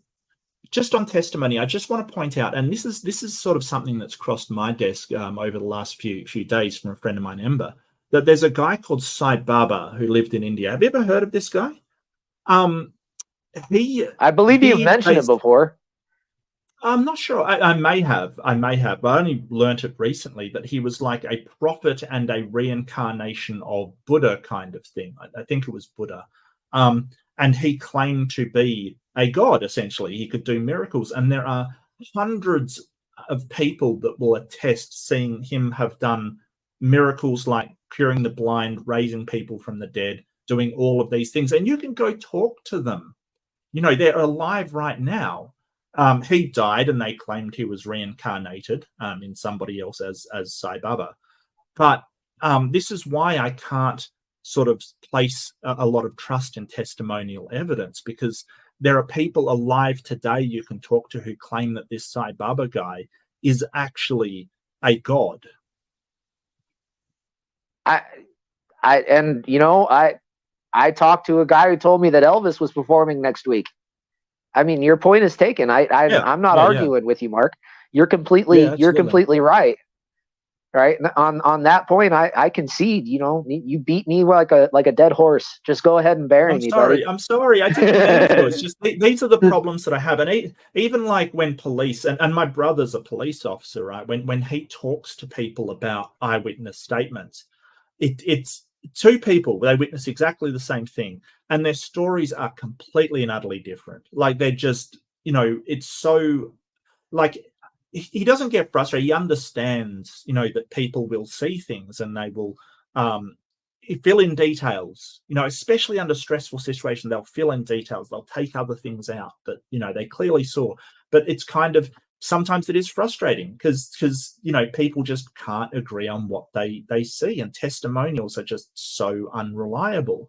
You know, if you're comparing it to, you know, somebody saying, oh, well, I saw that guy in the house too. You literally have his DNA evidence. One of those is really reliable and the other kind of isn't. It depends on how good that person is with their eyesight and how well they can, you know, spot him out of a lineup and what the lighting was like. You know, it doesn't matter what the lighting's like for DNA evidence. It just is, you know, it just will catch somebody. But yeah, that's why I don't get me wrong. It's not like it's not evidence. I just don't think it's particularly strong evidence. That's all. Sorry. I'm sorry. I'm talking with my grandma. I'm outside of this conversation right this. Oh, that's sweet. That's okay, Dustin. Happy birthday, Grandmate Dustin, or whatever's going on. Oh, Stump, you still there, bud? Yeah, I'm here. What's up? My grandma says hi. Have you been hi. following along? Tell your grandma we love her. Hello. Yeah, absolutely.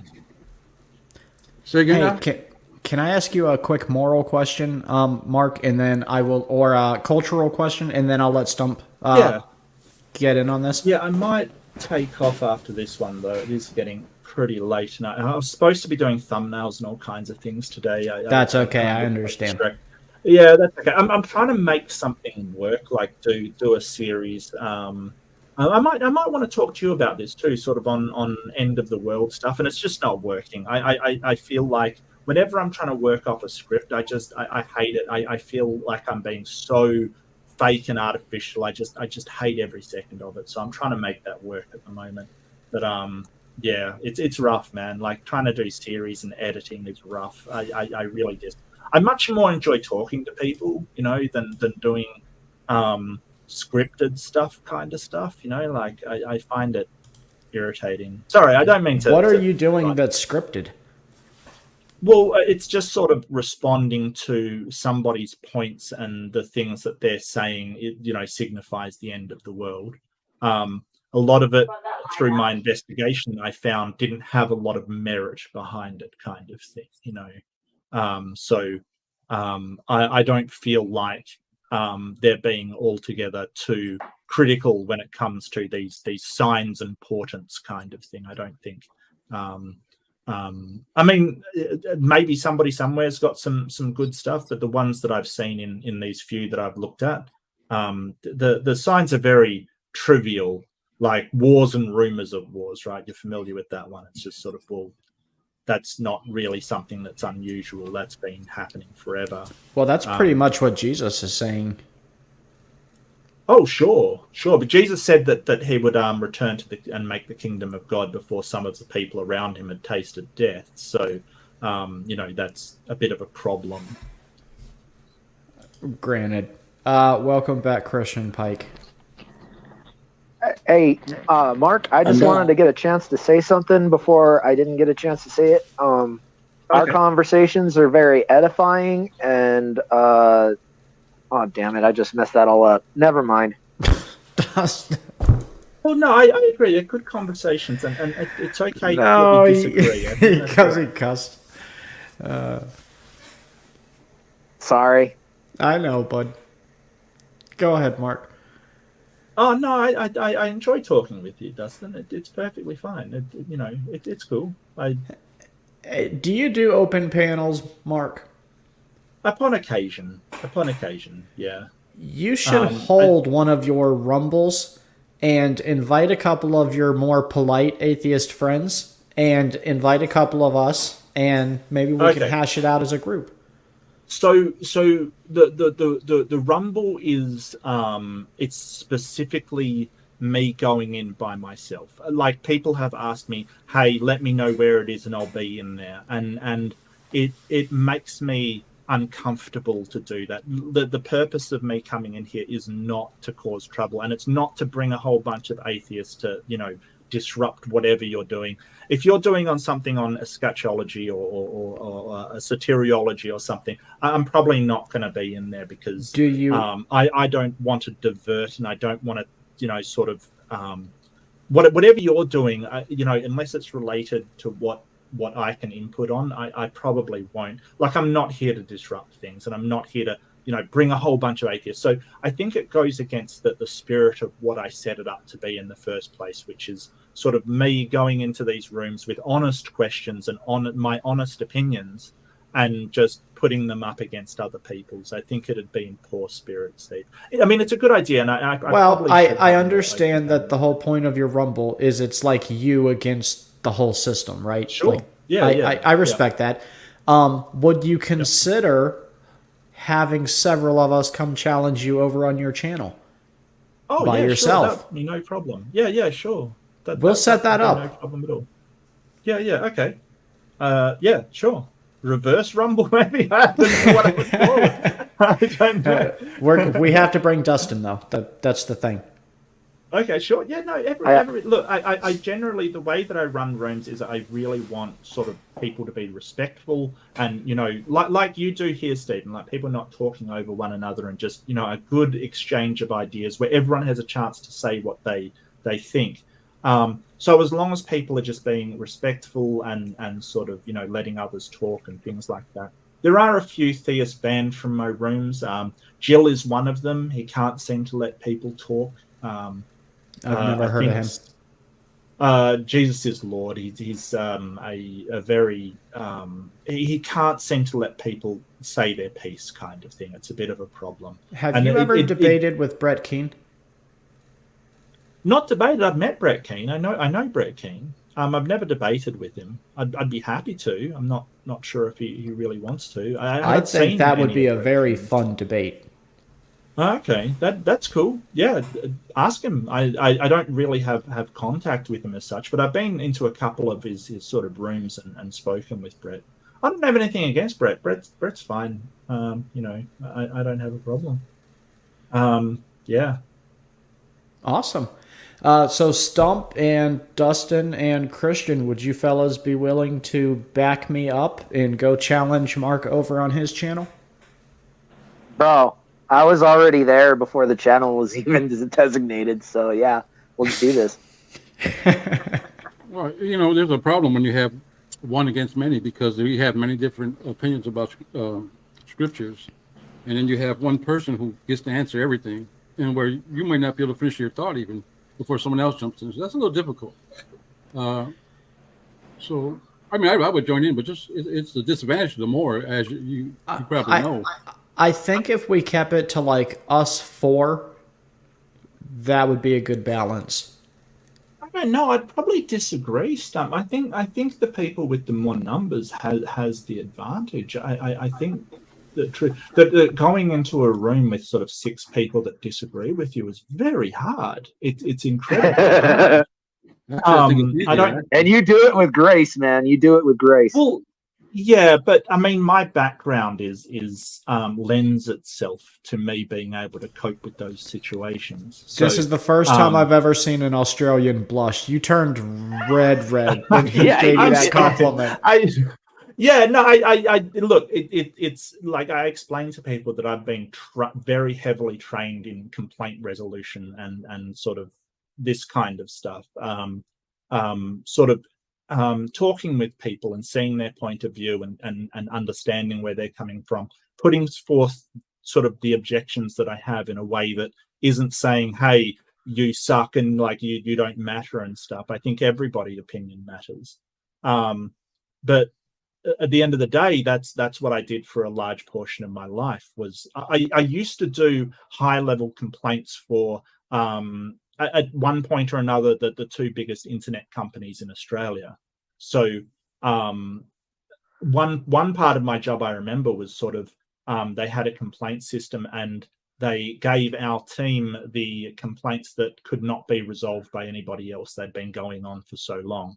And out of the blue, we would just ring these people and find resolutions. And that is rough. That is rough. When you're calling someone that you know hates your company, probably hates you just straight off the bat because their internet has been out for a month or something, and you have to call them up and say, hey, I'm here from this company that's caused you no end of grief and finding a resolution. It's rough. It's a rough thing to do.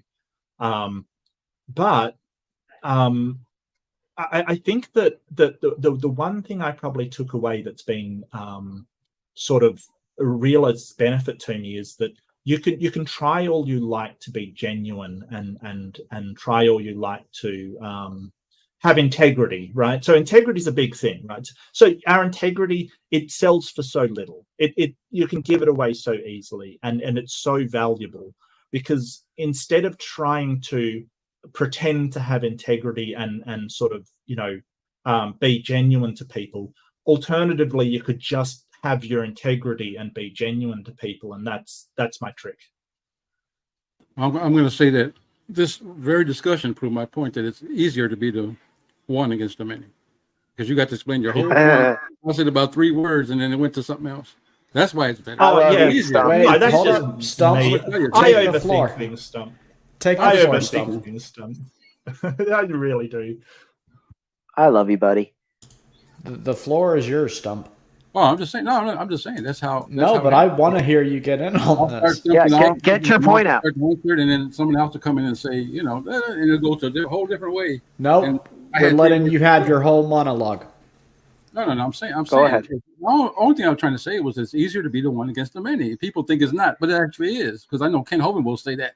I'll fight 10 guys, but as long as I get equal time, because they have many different opinions and it might go in different directions. You may pull away from my point I'm even trying to make, and it'll go to a different direction. Now it's totally lost what I was trying to make. But yet Mark himself, if I get explain himself, completely about everything that comes up. But me, I get 3 seconds. I'm many, It's a disadvantage to be the main. That's what I'm saying. So Stump, if I get another 3 atheists together, will you come into my room and take us all on? I would do it one-on-one, but I wouldn't do it 3 because then it goes all over the place. Because we all have diversity of opinion here as Christians, right? We were talking about the Nephilim before you came on, and I don't believe that the Nephilim are fallen angels mating with women, but yet Steve does. So now, how can we approach a subject when we have different ideas about who a giant is? Well, we weren't talking about Nephilim. We were talking about giants. Well, I just also want to right. Well, I just also want to point out that what I was saying is that you could come in solo against multiple atheists. You claim that would be easier than against one. Yes, I would. I thought said 3 and 3. Okay, yeah, I definitely take that. No, not 3 and 3. You solo against many atheists. If you guys give them respect, like to give you, they allow you to explain yourself as long as you want. Sure. Take your time. No interruption.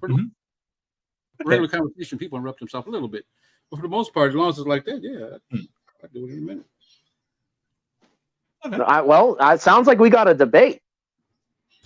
I mean, if you gentlemen want to set up a debate, I would love to host. Oh, I'm happy to. I'm always happy to debate.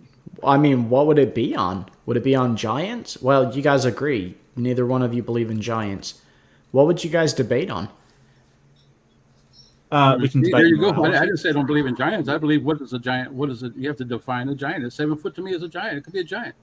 You don't have to be 12, 15, 17, 100 feet tall. It could be 7 Oh, okay. I'm sorry. I did not mean to put words in your mouth, Stump. Right. That's what I'm saying. There's the rub, right? If you're on your own, you can say what you want, and no one's there to counter. Even the ones on your side can't even counter your point.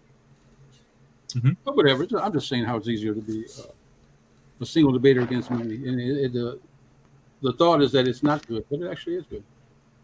All right. Well, I mean, I'm happy to, I love a lot of different topics. Evolution, giants, whether there's a God, morality, any of these topics. Look, do you have my email address, Stephen? I do, yes. Yeah. Okay. Fantastic. Yeah. So if you want to set up a debate, just talk about it. Come with the subject, run it by me.